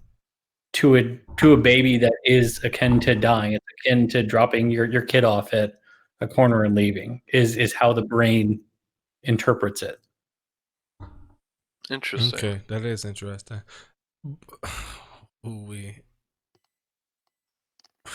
I got some questions that I want to ask about that shit. But Jake, just to kind of piggyback on what you were saying, that's what I was about to ask you next was, because like y'all said, like we've I ain't being insensitive or nothing because we understand the differences between shit, right? But the exposure therapy is exactly what I was going to say. Most dudes, like if you train to be a Navy SEAL, your training isn't like jogging through the woods and shit, right? These motherfuckers throw you in the ocean and make you try to survive out there. Like what they do is they put you in situations where you could fucking die, so that when you actually get to a situation where you might die, you're used to it already. Your body and your mind is as used to it as it can be, right? Because, and I'll use a simple example, right? When you playing ball, we can practice all day. Jake, Wazi, me and you can make a team, and us three and two other guys, we could practice all day. We can run through. We can scrimmage. We can work on our layups. We can work on our jump shots. We can work on whatever we wanted to do. Our defense. We can run, get our stamina up. There's no amount of practicing that we can do that will ever prepare us for when we have to play our first game. Period. Point blank. No matter how much me and you practiced for 2 years straight without playing a game, the moment we all stepped on the court to play our first game, we're all going to be tired as fuck within 2 minutes of that game starting. Our hands are going to be shaking. We're going to be nervous before the game starts. We're going to be nervous 3, 4, 5 minutes into the game. And there's nothing you can do about it, because the only way to actually practice for games is to play games. And the more games that you get yourself into, and the more times you play these games, the more that your body is ready and able to react to things. And then even at that, guys, no matter how many games that you play, you could be LeBron James 18 years into the NBA. When you play your first opening night game, you're still going to have those same motherfucking issues. The difference is my issues, I'm going to be nervous for 5 minutes in the game. LeBron is only going to be nervous for 30 seconds in the game. But there's still going to be that moment where you're like, fuck, I got to get my shit together. I got to get my stamina together, because there's nothing that's going to ever prepare you for the game like the game. So what I was about to ask is the same thing. Like, do you think that putting yourself into situations, Wazi, that you know that usually fuck you up, or like really spark to go into that fight or flight reaction? Do you think that putting yourself into those situations has helped you become better at dealing with those situations? Sort of. Not really. I will say that. So I understand that normal anxiety. I acted for 5 years, 4 years. I was in shot put and discus. I was out there. I understand normal fears, and normal anxieties, the feeling of this is fundamentally different. Okay. Yeah. So what does I don't know. It Do you feels want to weird. do? I don't know. You don't have to share it if you don't want to. You can tell me nah, but I do. I am curious as to what is the factor that gives you this terror that you were talking about, where you can't, or you like, nah, I can't do it. What type of shit is that? That causes it. Yeah. One of the weird things is asking me to answer a question openly because I want to answer everything at once because I'm worried you won't get all of the information at once. It's weird. So like communication shit like that. I get you. I'm trying to think of good examples. So you like feel like you over explain sometimes because you feel because you don't want to under explain and motherfucker get the wrong idea of what you was trying to say. Well, yeah, there's that, and I know I don't speak the clearest, and I know what I say doesn't necessarily make sense. So I try to prevent that. I think that there's something in your head that make you think that though, Wazzy, because it's not. I can't think of one time where you said something and I didn't understand what you were saying. And we've had long conversations and short conversations and quips. So what you about to say, Jake? Well, I'll say like I know what Wazzy's getting at there. I do too. Yeah, but it's funny because there's one group of guys that we got a chat group and group chat, mother, you old bitch. You mean a chat whatever, group? You whatever old as shit, boy. You got a chat group. Whatever the young kids are calling it these days. But God damn, you old bitch. Go ahead. You know, because of the quarantine and stuff like that, there's been like much more limited actual real physical interaction and stuff. And one of the guys, he moved out to Minnesota, and one of the guys in there. All that I know is sorry, that's not Diggy Pillow talk. Go ahead. One of the guys in the chat was like, he's not handling the quarantine well at all. Yeah. And like he was lamenting about like. I feel he's got to be on the spectrum a little bit, but he was lamenting a bit about how he feels like he doesn't really know anyone anymore and all that jazz, and he just feels so disconnected and everything. And it's been interesting because the guy who moved out to can he even hear us still? Are you peeing, Mike? Mike's like, fuck it, I ain't gonna listen to Jake. No, hold on. Go ahead, Jake. I'm listening to you. My headphones just popped out. Just give me a second, bro. But I give him a second or keep going. This guy. Hey, Mike, can you hear me? Nah. Yeah, bro. Let me get my shit together. So keep going or let you get your shit together. No. Go. Keep going. I can hear you. Okay. I can hear you. All right. So the guy who moved out to Minnesota is very sarcastic and very dry. And I've noticed that this other dude who's lamenting, like, has not picked up on his jokes at all. Like, but when they're face to face, he picks up on like the body language and stuff like that. And he finds them to be really funny and all that sort of thing. They have enjoyable conversations all the time. But without that physical medium, he misinterprets all of his jokes and takes everything seriously. But like my perspective is like, well, I know this guy. I know Chris. I know he's sarcastic. So I'm going to use that when I interpret what he says. Julia, there's been several, there's been, numerous times where she's said something or done something, and my first reaction is like a prideful like my ego was attacked, and I take offense to it, but like I always stop and go ahead and be like, wait a second, who am I talking about here? This is Julia. Like she wouldn't hurt a fly. So this, I'm probably misinterpreting this here. So like Wazzy, I know what you're talking about. And I could see how like because you could be super dry and sarcastic, and there's plenty of room to misinterpret what you say, but I know who you are. Yeah, You know, and I know you're a yeah. good guy and stuff like that. So whenever you go ahead and say something, I know how smart you are. So whenever you go ahead and say something, personally for me, like I go ahead and I filter it through what I know about you and stuff. But that takes faith that someone else is going to do that for you. Yeah, and I think it also connects to the part where you said you don't connect to people, right, Waz?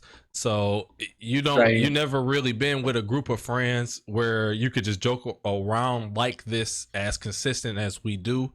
So you don't. It's hard to be like they probably took this the wrong way. And in reality, bro, especially for I'm the same way as Jake. I know all of y'all.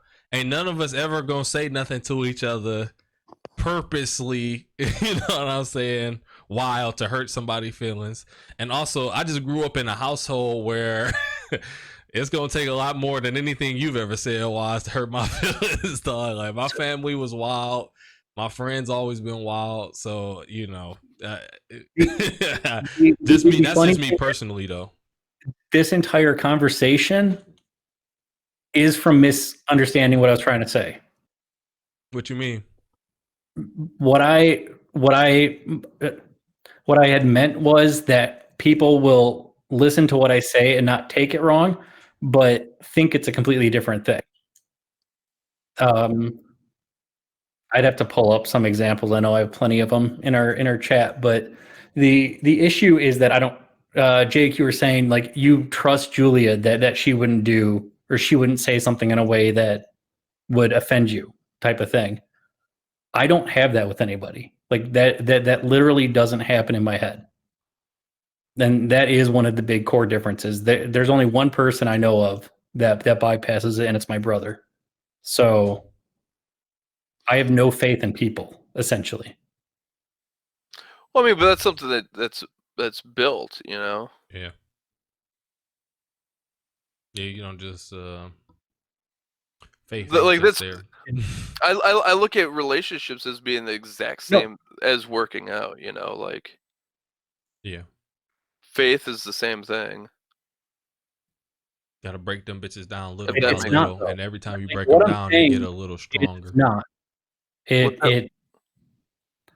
I had people that there was one guy I knew I had known since I was 5, and I still walked away from that friend group without any issues.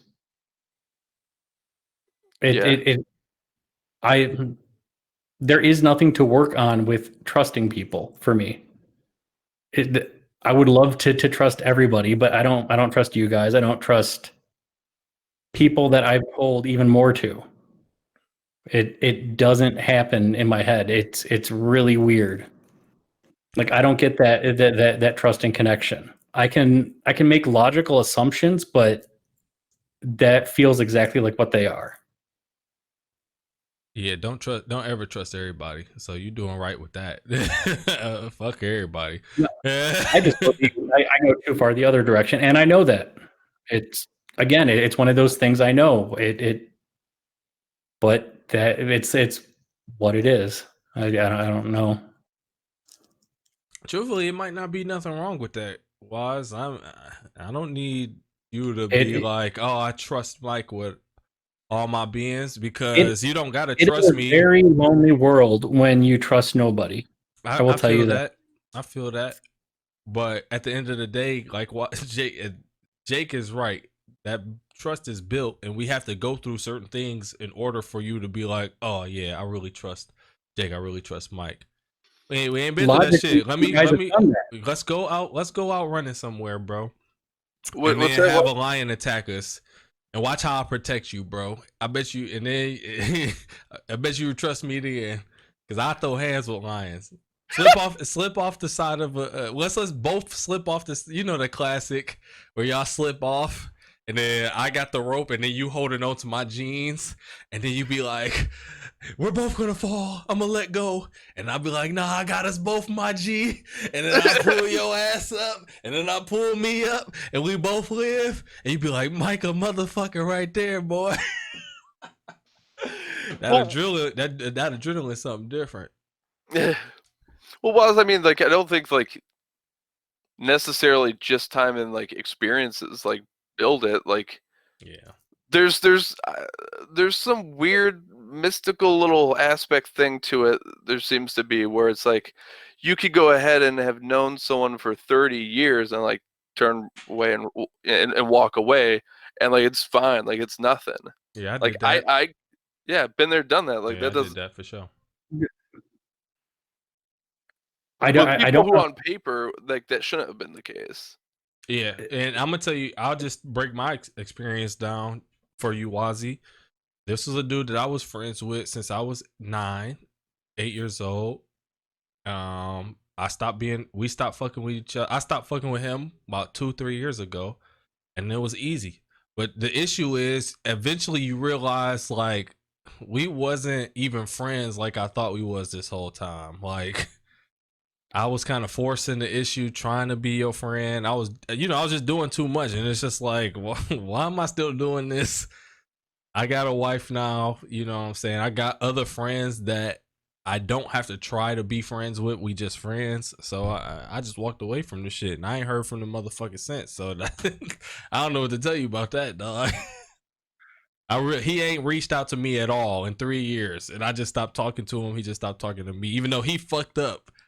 There was supposed to be some sort of apology. He ain't give a fuck, so I ain't give a fuck, and that gave me all the confirmation I needed. Like, okay, I made the right decision. We held on to this for too long, so. Oh, mommy. Yeah, so it's all weird. Super weird.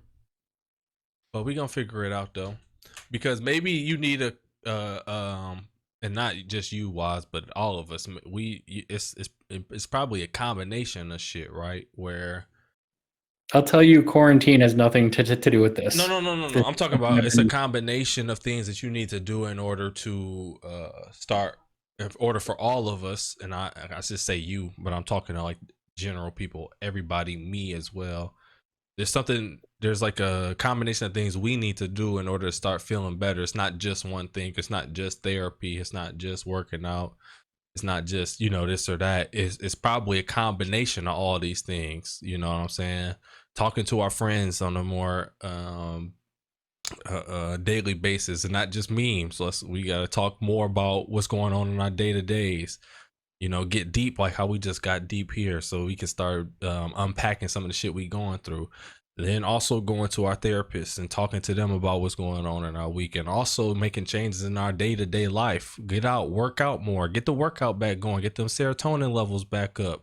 You know what I'm saying? Break a sweat, shower, change up your scenery in your house. Like, it's probably a combination of all this shit, and we just kind of keep looking at one thing to do. Pray, get your prayers in, really talk to somebody, look up, if you like me and Jake, and I know you do too, Waz. Get out on your knees and really do some real prayers. It's probably a combination of all this shit that's gonna help us get out of the shit that we going through. It's not just, we keep relying on one thing to help us through, and it's not, maybe that worked very good for a certain amount of time, but it's like anything else. Like, you drink enough liquor, your tolerance gets high for it. You know what I'm saying?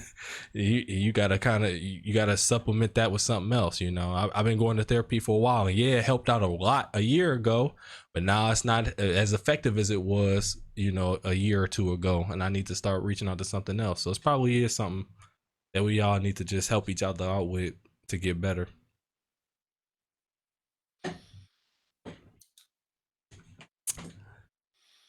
Kanye Oh, are West. you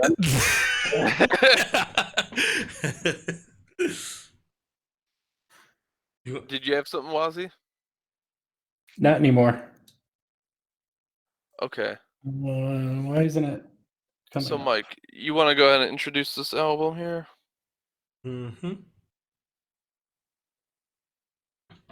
Is it up yet or no? Yes. Now, Yeah. which album was it?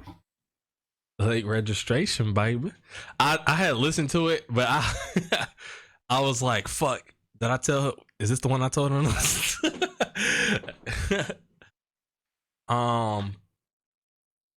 Where can I start about late?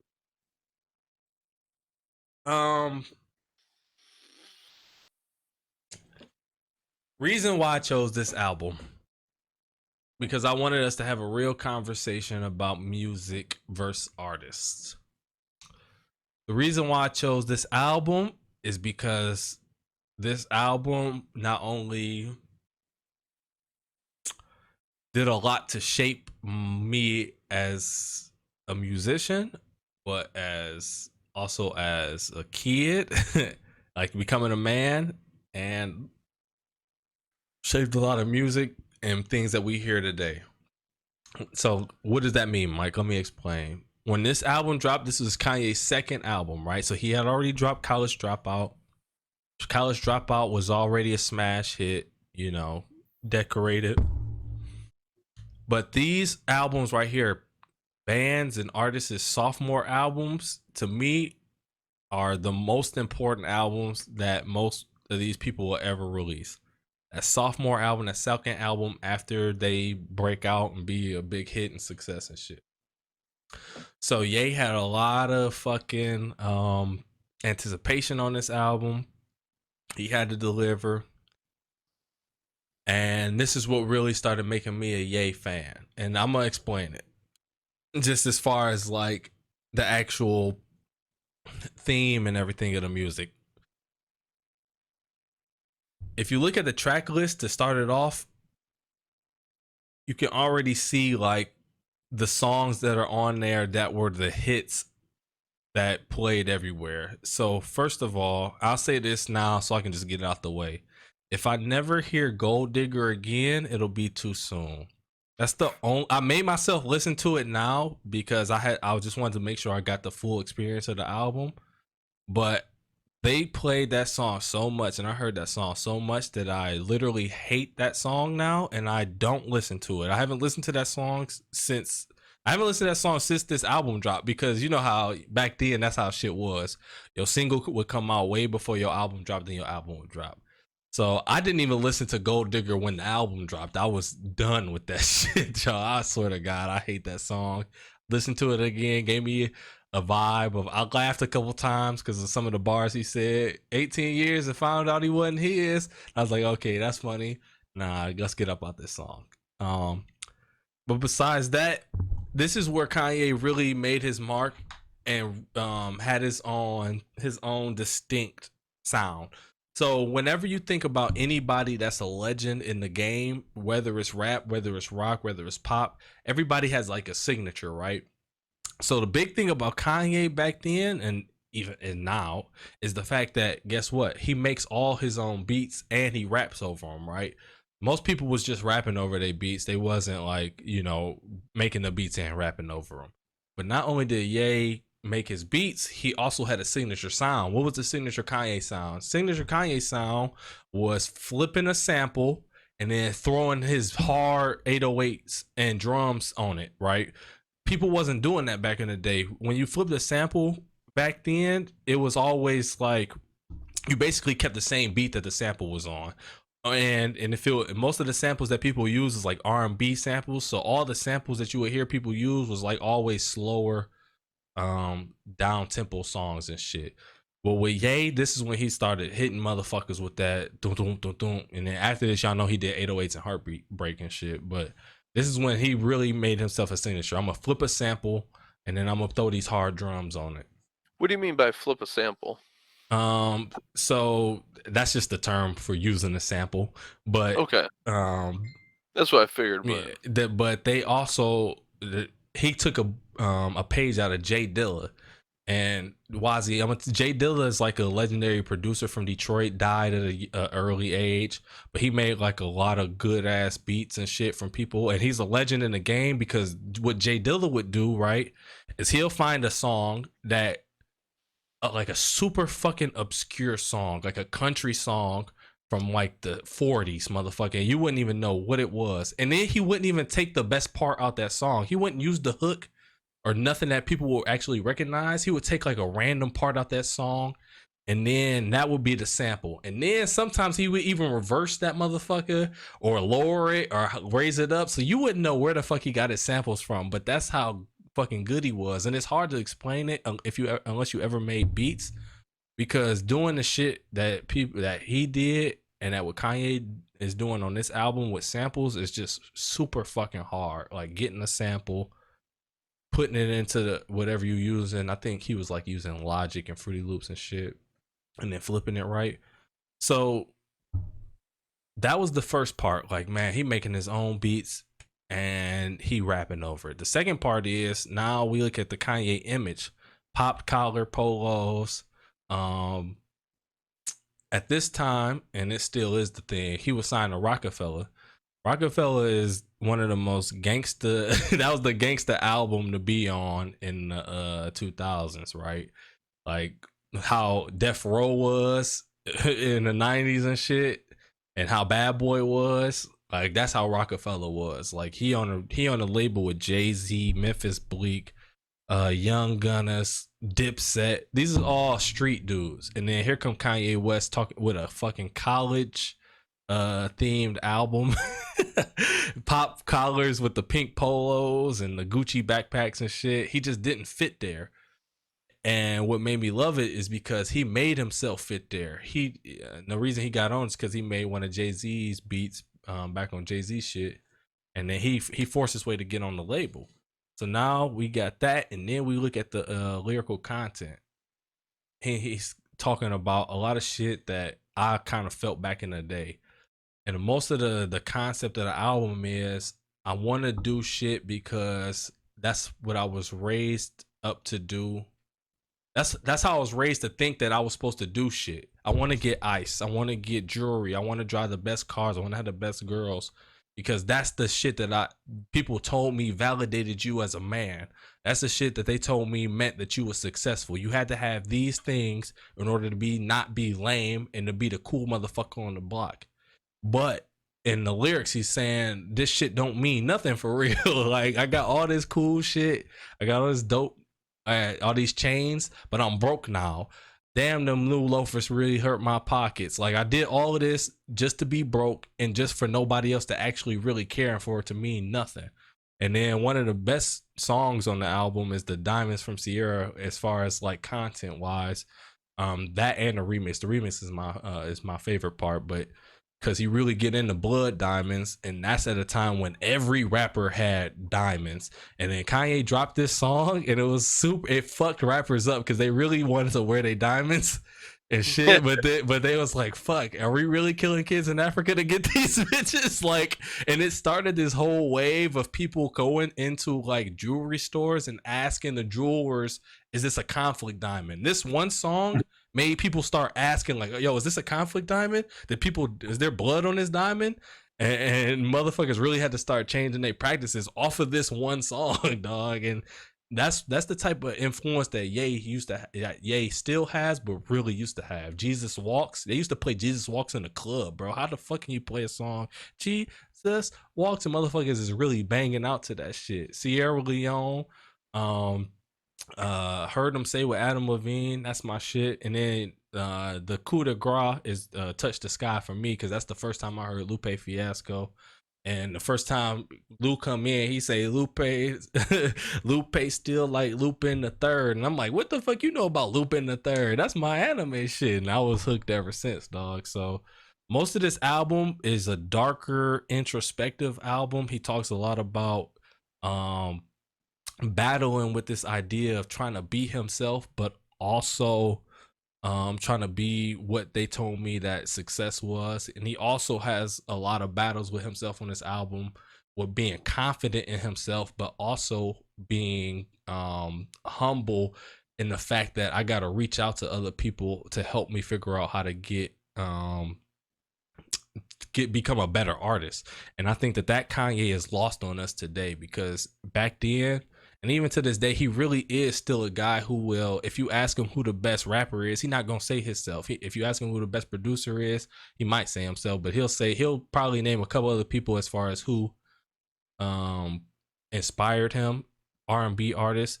Because I don't know if y'all look at the credits of this shit, but he reached out to a bunch of people to help him like become a better producer with making these songs. when he started making this album, and I watched the interviews and shit when it first came out, and he just gave everybody so much praise. Like, this album is so good because these people taught me how to be a better artist. These people taught me how to be a better producer.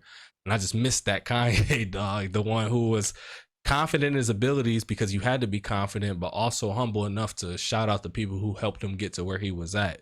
You just don't see that motherfucker that often, dog. Go ahead. Go ahead, Jake. Okay. Yeah, I don't think I had. Have I?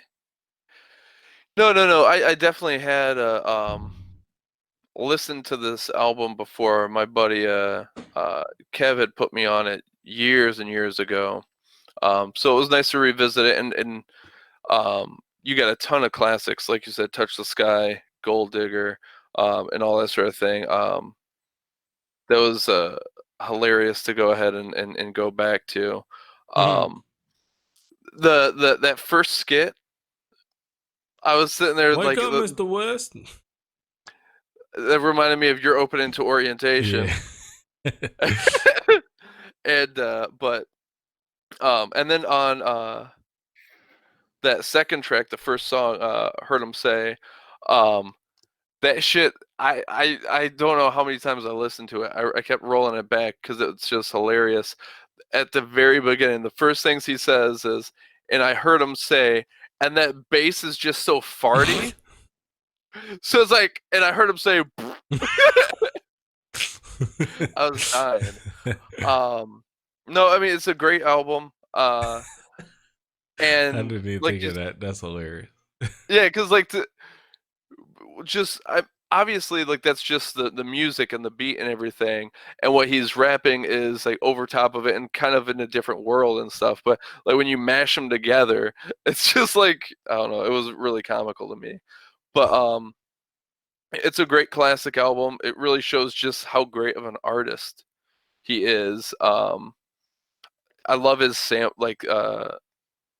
his classic ass samples, like pulling Bill Withers and Yeah, that Ray Bill Charles. Withers joint is my shit. Yeah, Mhm. Otis Redding. One of the things that had me dying was hearing how much Absol has taken from Kanye. Like what was it here? Track 6, that is Drive Slow. Mm-hmm. And then you got Absol with Ride Slow. Yep. And then, not to mention, he uses Absol uses the exact same lyrics of Addiction in Nothing Something. Yep. Yep. That was on his what that album was with the Wi-Fi, the wifey track on it, right? Go ahead. But yeah, like, and I mean, that just goes to show you the sort of influence Kanye has had and still has. One of the things that has always interested me was that track "Roses." For one, it's just a beautiful song. But the way he says, instead of sending flowers, we the roses. Mm-hmm. Every time I hear it, my brain goes ahead and does this. Like, I know he says "we the roses," but it sounds almost like he's saying "weed the roses." Like she's gonna be coming home to take care of her garden, weed her roses and stuff, instead of bringing her roses. See here. What was it? I mean, I also love on Drive Slow, just using that the beat from Pac's "Shorty Wanna Be a Thug." Yeah, I Drive thought it was. Slow. His whole first verse is like that epitome of, I'm that young dude who just looks up to this guy that just seems so cool. All the girls like him. Everything he do seem cool, and I gotta be like him. And I used to relate to that so much because there was a couple guys where I just was like, I want to be like y'all. Dog. My homie Molly used to say 79th in May, one of my best friends from back in the day. Like, it's just a good story. Yeah. the skits I really enjoyed, and it was funny because it reminded me of something I recently had seen probably a couple weeks ago now, but that first skit, track 5, like I don't know a lot, but I know enough about BGLOs and like how they operate and stuff like that, and it reminded me of this. So a buddy of mine, a black friend of mine, he went ahead and posted this. Here, I'll actually just send it to y'all so you guys can see it. Um, he posted this, and it took me a second reading through the comments to go ahead and be like, because I mean, it meant nothing to me. But reading through the comments and then and seeing people go ahead and say BGLO, and then remember, oh, Black Greek Letter Organization, right? Yeah, But this one white dude I know who, good luck finding someone who virtue signals more than he does.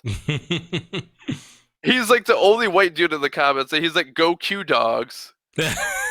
And someone responded saying, "I never knew he was a Q dog, LOL." And he's like, "Well, actually, that's just my guess." Like, so you're just trying to go ahead and show off that you know, like, a Black Greek Letter Organization, and you're just gonna throw it out there to, I don't know. So hearing that frat skit reminded me of that. Which that was a funny little thing. Yeah, the Divine Nine people. That's for my white friends who don't know about that. Jalen Hurts is a Q, Omega Sci-Fi, and throwing up the hooks is their thing. With the tongue out. That's not no jeans.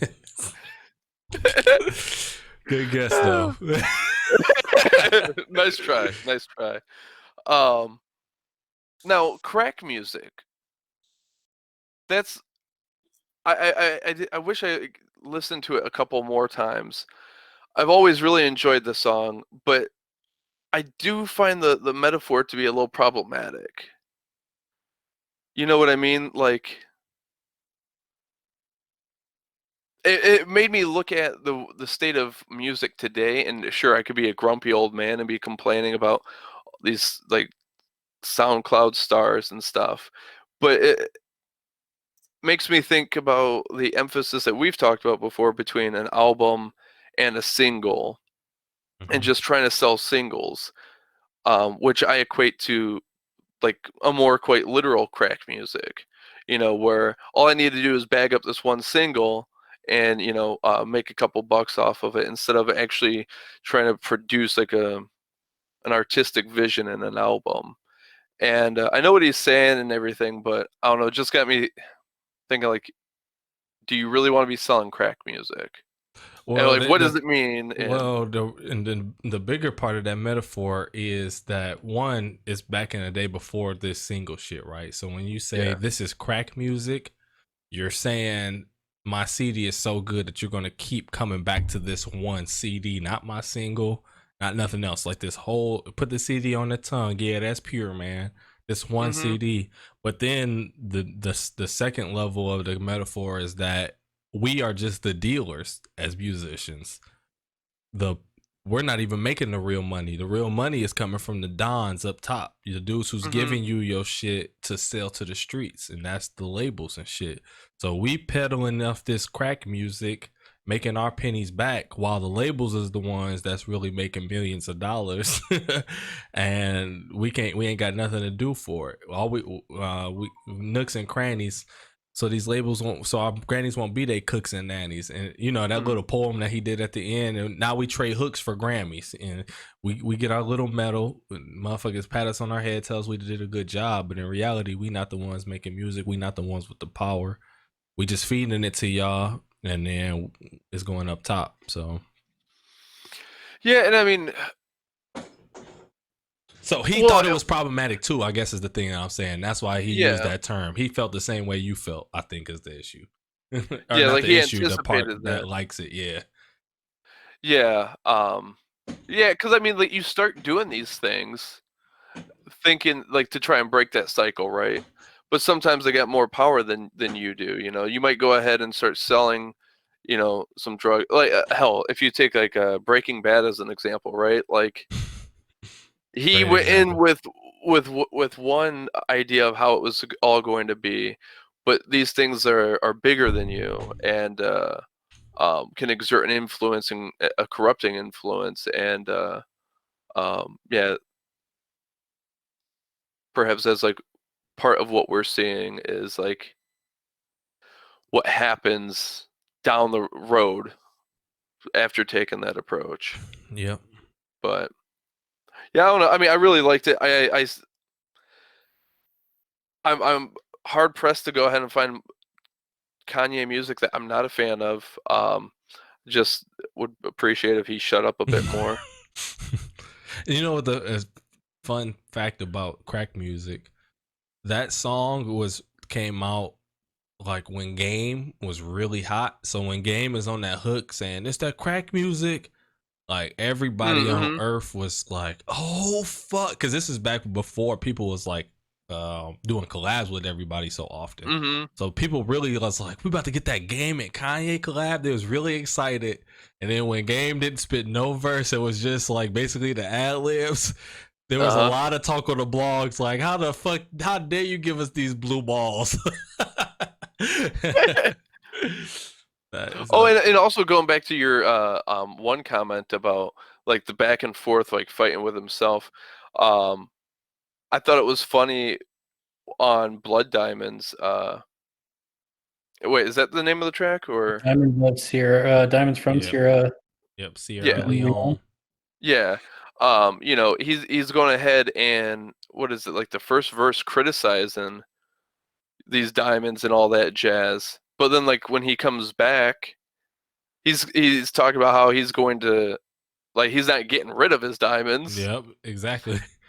and all that jazz. But then like you had mentioned, so like I didn't know like the full story, or and I mean I didn't follow him personally enough to know his actual real life response and approach.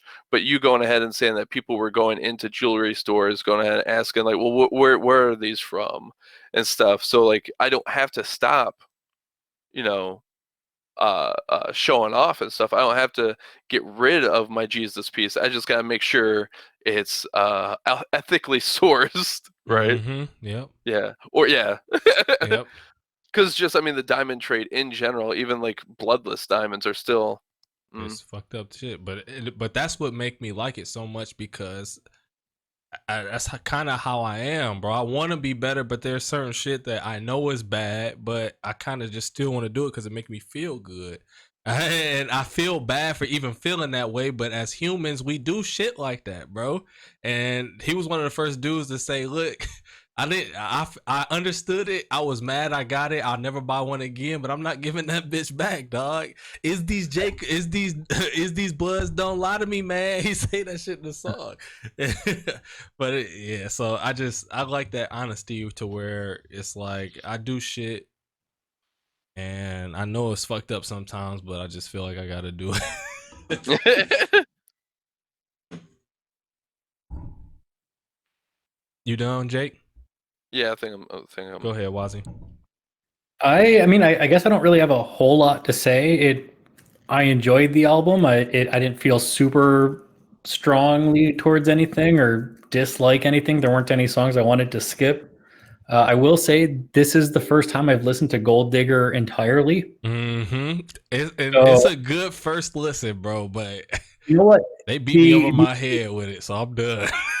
The song isn't nearly as bad as I You thought thought it it was. was? Yeah, but I really vibed well with Drive Slow and Diamonds from Sierra Leone or whatever her name is. Sierra Leone. That's Yep. a country in Africa where a lot of the conflict diamonds come from. Okay. Yep. That makes sense. But yeah, I mean, overall, didn't hate it. It wasn't my favorite thing, but can't say anything bad about it. I enjoyed it. Did you notice anything like was it the production on Drive Slow that you liked or Sierra Leone, or was it the content and like what he was rapping about that stuck out to you? None of it was content. It was all how I kind of felt about it. Diamonds, I like the original opening more than the remix opening slightly. The original, like the one that came later in the album? Yeah. Yeah, Yeah. okay. Yep. I think Drive Slow, it was just that initial like slow building beat that they have. That just hooked me from the beginning, the like groove style beat. Mm-hmm. I wasn't a fan of the skits. Who was it doing the actual skits? I'm pretty sure D. Ray Davis, the I comedian, just was doing whatever voice he did, it. I I will say I did want to skip the skits just because I didn't want to listen to them, but I did not skip them for you. I appreciate you, Wazzy. I know I really do, because it's a lot of, but I kind of had a feeling you might not vibe with them, but you gotta. It's I would rather if you hear would music have and went not to a like it. college that And had like cues and shit, it would have been funny to you because you'd be like, "This is really how these motherfuckers act." Like they take that shit serious. They act goofy sometimes. Any fraternity, really, but broke five broke is just hilarious. Well, not to mention like it's such a part of that era of rap music. I feel like to have those skits, especially like comical skits, like especially like Ludacris. Like he's the one I always think of, and those skits were hilarious. Yeah. But then not to mention like this is a bit of a concept album. Yep. We are talking about college here. Yep. So this helps. Those skits help bridge that, in my And opinion. it was good because it was more, you got a HBCU feeling of college from this album, and not just like what most people were used to, type of Ivy League, college experience. Like this is, you got this experience of, if you go to a HBCU, you used to going to a party, and then the fraternity boys come into the party, and then they start doing they stepping shit, and you bet not getting away they little dance, or you gotta fight 12 motherfuckers, 12 big motherfuckers in the middle of the party. They're gonna beat your ass. Like that's just what it is, dog. Go ahead, Waz. I don't think I was going to say anything. I don't think I was going to say anything. Oh, Other than, I mean, it was, so I left off on the skits. yeah. I don't know, like it's weird because I like Adam Sandler skits, but that's a CD, like it's a funny CD. I want my like music to be music, and then my funny to listen to be funny, and I don't know. It was I can't say anything bad about the album, but yeah, good album. I don't know. That's Like, I'm glad you even said good album, because listening back to it now, all I hear is how much it influenced a lot of shit that I hear today, and that makes me like it even more. But it also makes me think like, is it outdated? Is it played out? I can't really tell because I've heard it so much. So I wasn't sure how you was going to even I wasn't sure what you was gonna say about it, Wazzy, to be honest, because it's I also will a darker. say, Like I said, it's a slower album. Once you get to the after Gold Digger, you get to Drive Slow all the way up to basically the end of the album, and all those songs is like slower songs where that's more introspective. So I wasn't sure how you was gonna feel about the shit. um, I, I guess a couple things that I thought of while I was listening to it. His use of horns is very similar to like Jay-Z's. Yeah, because he made a In lot of terms those of songs that Jay-Z did. it's like it's a wide sounding sound. That's what And that's that signature sound, bro. When you hear that, that's Ye. He made those beats probably 98% of the time. and then with Lupe, I instantly heard kick, kick, push. And then with the That verse who came was out right before Kick Bush too. I didn't know that this album was where Forever Ever Ever Ever came from. Yeah. So I now know forever, ever, forever. the origin of that. That's hilarious. So, Yep. if No, nothing else, you have brought up my knowledge of pop culture. no, wasn't the origin Miss Jackson? Oh, you talking about Outcast? it? Hold on one second. Sorry, Miss Jackson. Forever, forever, ever, forever, ever. That's what you talking about, Jake? Yeah, isn't that what Kanye is referring to? Maybe. Or are they Um, referring to him? That's a good question. Let's take a look. I've always 2000. attributed it to Outcast.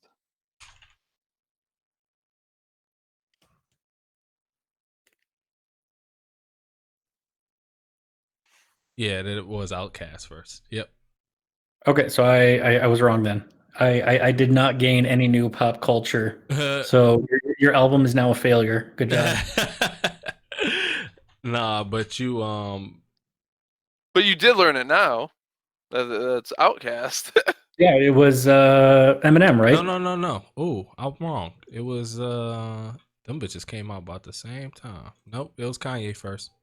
Oh, really? Yep, June Then 16th, and then Outkast came out November 14th, 2000. same And year. then Yep. Man, Kanye did 3-6 Mafia stuff, right? Hold on, that's not right because this is just the video they posted up. You said what? Yeah, he did some 3-6 Mafia stuff for sure. Because there were a couple 3-6 Mafia songs that I really liked too, and they were mostly beat based. So And so that's what I was about to kind of dip into real quick. At the time that this album came out, oh shit, my bad. At the time that this album came out, there was always like a distinct sound between areas in United States, right? There was an East Coast sound, West Coast sound, Midwest, down South sound, right? So another thing that Ye was able to do was kind of bring those sounds together, especially that down south sound, which is the 3-6 Mafia. They from down south. So when Drive Slow came out, he got Paul Wall on there too, which was a big down south artist at that time. And that shit was just, it just didn't happen. East Coast motherfuckers used to just do East Coast sounding albums. West Coast motherfuckers did that.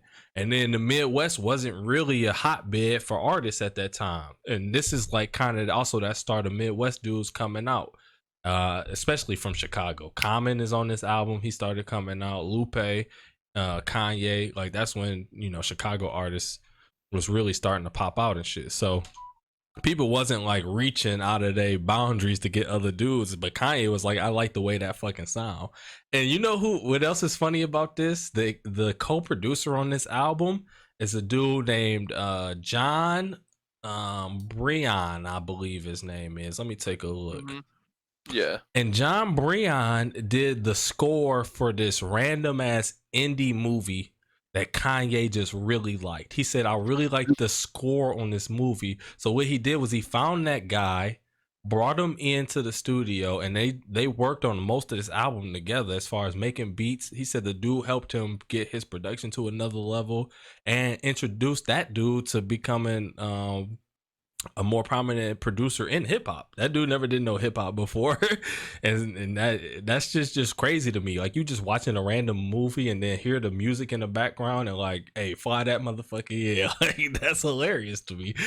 But that's a skill in itself, being able to kind of scout talent and shit. So it's a lot of, when I first heard this shit when I was younger, the only thing I cared about was like I didn't think Heard about about? all cared about was like what he was rapping about. Like yeah, I feel everything you saying. Um you you basically the suburban boy in a hood because his label was a hood label, so he the suburban kid in the hood. That was me. Now you trying to fit in where you at. That was me when I moved out there. You still like certain shit, but you want to stay grounded, and it's just a hard thing to deal with at times. So that shit bang to me, dog. Yeah, so Late Registration came out 2005 and Yep. Stankonia came out 2000. Yep, that's what I thought. I did say 2000. Yep. So Miss Jackson came out first. Yep. So yeah, Late registration, everybody. Jakob, what you got for us next week, buddy? Oh, funny that you called me Jakob too. Because I got something from throwing it back to 1892. 1892. You're older than me. Huh? You're older than me. We got my boy here, Pyotr Ilyich Tchaikovsky, with his Nutcracker Suite. Merry Christmas. Is there a certain one you? Yeah, I You got a want? link for you guys. I'll send you. Yeah, send that because like Piotr. Yep. Piotr. That's like Peter, but I'm just gonna wait for But Russian. Russian. How you spell that shit? Pyotr. Nutcracker. because I can guarantee that I've heard the Nutcracker plenty of times. Mm-hmm. Yeah, and so I mean, the reason why I chose it is because tomorrow is Christmas St. Eve. Peter's. Yep. And and we got Christmas here, and it's based around that time. And so much of pop culture for, I mean, hell, like over a century has used it all over the place. So I know I went ahead and re-listened to it, and it was a really interesting experience. So This about to be fire. I get bagged this all tomorrow. Like, why the fuck are you playing this? I'm be like, for the podcast. She been wanting to see the Nutcracker in not on Broadway. What's it in the opera though? So she'll probably actually really enjoy it. I'm throwing this on tomorrow. Fox, you used to do a lot of good, like the Fox Theater. Yeah, performances of it. I don't even know if they still doing that shit because of COVID. I doubt it, but fuck. But yeah, she'll be happy that I'm throwing this on. Actually, thank you. Yeah, you're welcome. See, man, helping you out, bro. No Consensus Podcast. Peace.